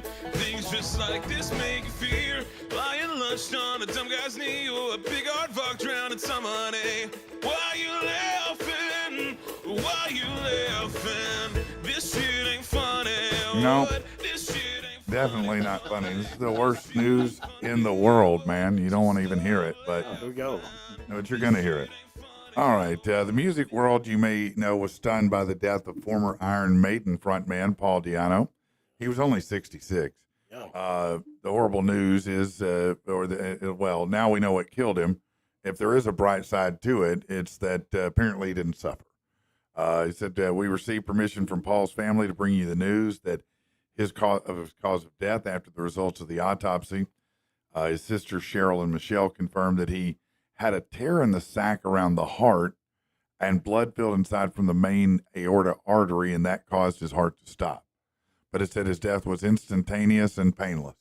It just ended, But there you go. If you wanted to know about what happened with Iron Maiden, that's what it was. At least it wasn't drugs this time. That's good news, right? True. Okay, man. After surviving a life-threatening electrocution, 4,160 volts. Yeah, think about that a minute. Left him with severe burns, a 5% chance of survival. John Pendleton from West Palm Beach, Florida, now embraces his scars with pride. The accident happened in 2019. He was working as a rock miner. He said, I was hit by 4,000 volts. It entered the right side of my head and left on the side of my neck. He spent 9 days in a coma, underwent repeated surgeries, had muscle grafts from his back placed on his head to aid his recovery. He said, when I saw myself for the first time without bandages, I could actually see my own skull. Throughout his long recovery, his wife was by his side, even administering silver nitrate treatments to prevent keloid growth on his head. She encouraged him to share his journey on social media, where he found a big community. But, look, he's out here trying to get people to feel better about life. And man, that's rough, man. I mean, that's a lot of stuff to deal with right there. That's down there at Gigawatt. Yeah, it is. It is. That's some Back to the Future shit. You could have powered the DeLorean on that and got to 1983 or something. All right, let's go here then. Oh yeah. Police shot and killed a man who allegedly tried breaking into a South Phoenix home Monday night. Yeah, F around and find out, bro. Yeah. Officers responded to a call about an armed home invasion. They saw a pickup truck with a suspect, Carlos Fregosa, possibly inside, leaving the area, trying to stop it. A brief chase ensued before the truck crashed into a big brick wall. The driver, an adult male, got out of the pickup, gun in hand. Officers gave commands to stop, and as the man continued to run towards the home, reached the driveway, raised the gun towards officers, and you know what that resulted in? He became Swiss cheese in that moment. So, yeah, deputies say they found 2 handguns and another rifle in the pickup, and he was the one involved in a home invasion earlier in the day. You don't understand the animosity of why they won't get on the ground. But anybody, I mean, the cop says get on the ground, get on the ground. He's going to shoot you. Yeah. Yeah, no, it does You already know it. Yeah. It does seem like the smarter decision. Come on. Just listen, let him figure out nothing's going on, and you're going to get set free. You're going to move on. Yeah. I've been pulled over. I'm a long-haired, tattooed darky myself. Dude, I can handle the police officer, man. It doesn't matter if it's a female, male, black, white. It's like, you're just be genuine, nice, and, hell, if you're not messing up, you're not messing up. It's just good to, try to be calm and humble as you can be. Man. But sometimes. But your mouth gets you in trouble. Your mouth will get you in trouble. What is it? Your mouth will write a check your ass can't cash. No, it does sometimes. People want to be mad right off the bat and have a chip on their shoulder. Yeah, why are you pulling me over? I don't know, because you can't drive, bitch. I hate That's why. why. The women that get slammed down. Some of these grandmas and some of these mouthy women. I mean, you've been drinking, so what? Chill out. Stand there and take I'm your gonna tell you lunch what, and move on. I once said something like that to my wife, and it was about 3 days before I woke up. I said, chill out, huh? I know you've been drinking. Chill out. Bam. No, I'm kidding. She would never do that. Wake up needing to shave. Let's see. Yeah, right. A Maryland mom of a newborn daughter unfortunately died Monday after suffering fatal injuries involving a golf cart. Mary Blassetti, 32, is a passenger, and this is in Annapolis. She was thrown from the cart, suffered life-threatening injuries, and died 2 days later. But she had great views when she died. You know what I mean? Nice views to look at as you're losing your... They said it's an extremely tragic, unfortunate situation. Hearts go out to everyone. The driver of the golf cart, 32-year-old woman from Crownsville, no information about the driver, so I don't know if she's in any trouble, not in any trouble, or what. That's you just don't expect to die on the golf course. You know what I mean? That's just not... Brownsville. That's the flag right there. It's happening. Yeah, no, you're right. All right, let's see. Got another one here. Oh, yeah, we were talking. This is an update here. A human head washed ashore at a popular South Florida beach. Kids probably playing soccer with it. Miami-Dade police investigating the incident after a beach worker in Key Biscayne discovered that head early morning behind the Key Colony 2 Ocean Sound condos. Not the Key Colony Ocean Sound 2 condos. The police have not been able to identify the specifics regarding the head. They're unaware of the age or the sex. Well, it must have been floating around a little while in the ocean. If kind of got eyelashes have fallen off. Yeah. Probably had some crabs gnawing it a little Do you bit. remember, like in the 80s, late 80s, 90s, like up in Vancouver and Portland area, there were feet washing up on the beach. Oh, with yeah. shoes? You remember that? Yeah, It was of like, course. There was dozens of them, man. Yeah, Tons no. of them, and they never found out why. Well, The rest of the bodies. yeah. Well, It'd be a foot in a shoe. They could find some random shoe and be a foot in it. Yeah. I don't know if that was if it was a product of shipwreck or ship things, or if it was the serial killer generation, because the 80s, 70s, and 80s. Yeah. That was when serial killers proliferated. Right, it's true. Like, it used to scare the hell. I mean, my mom had me scared to death I was going to be abducted, man. That was an unnatural fear of mine until I was about 25 and realized nobody wants to abduct your fat, bald ass. Yeah. Well, I grew up in government housing in West Tulsa, and it was always never go by yourself anywhere. And it Right. was just kidnapper van. That's when that started, you know. Yeah, don't get in the van. Hey, that street light Don't comes take on the you, every at the house, you know. And That it was is, it weird. is when they started talking about if someone Don't offers take you the candy, candy. don't take Yeah, it. No don't take candy. the candy, man. But you know, you were more afraid of outsiders than you were someone robbing you in your own neighborhood. You know Oh what I mean? yeah, no. I mean, absolutely, you were. Serial killers proliferated. Give your money. I'm gonna tell your brother he's gonna keep Right. your A. Right? Yeah, that's right. No, that's right. Yeah, no, you ain't Get far out of from here, man. Get out of here, man. You can't jump all of us. No, I had a dude that jumped me at school. And we're half the size. You can't jump all of us, man. You know what I'm saying? No, I had a dude that whooped my ass, and I had it coming, but he whooped my ass at the end of the street, and I went to the bigger kids, and they caught him a couple days later, and circled back. But that's the way it was back then, you know. Well, like I said, trying to stay hip. I was trying to stay hip when I was a little kid, so I always made friends with older guys too. You know, yeah. on the basketball court, all these black guys playing ball every day. We go out there and Yeah. watch them play. And what happened to you, man? So and so, man. Was that right? You know, they go over there and pat him down. You know, so Yeah. it was always good. Yeah. Back up. Man, yeah, it was different time, It wasn't was it? a different time. It was a different You time. know, I used to fight a lot. My mom used to tell me, she goes, "Why do you fight so much?" And I'm like, "Well, it's not my fault." You know, I mean, I was always a sawed-off, short, little wide kid. Yeah. And people just think They wanted to mess they with want to see how tough you are. you. Yeah. So, you know, I told Mom, I said, "Mama, people were allowed to fight since the beginning of time.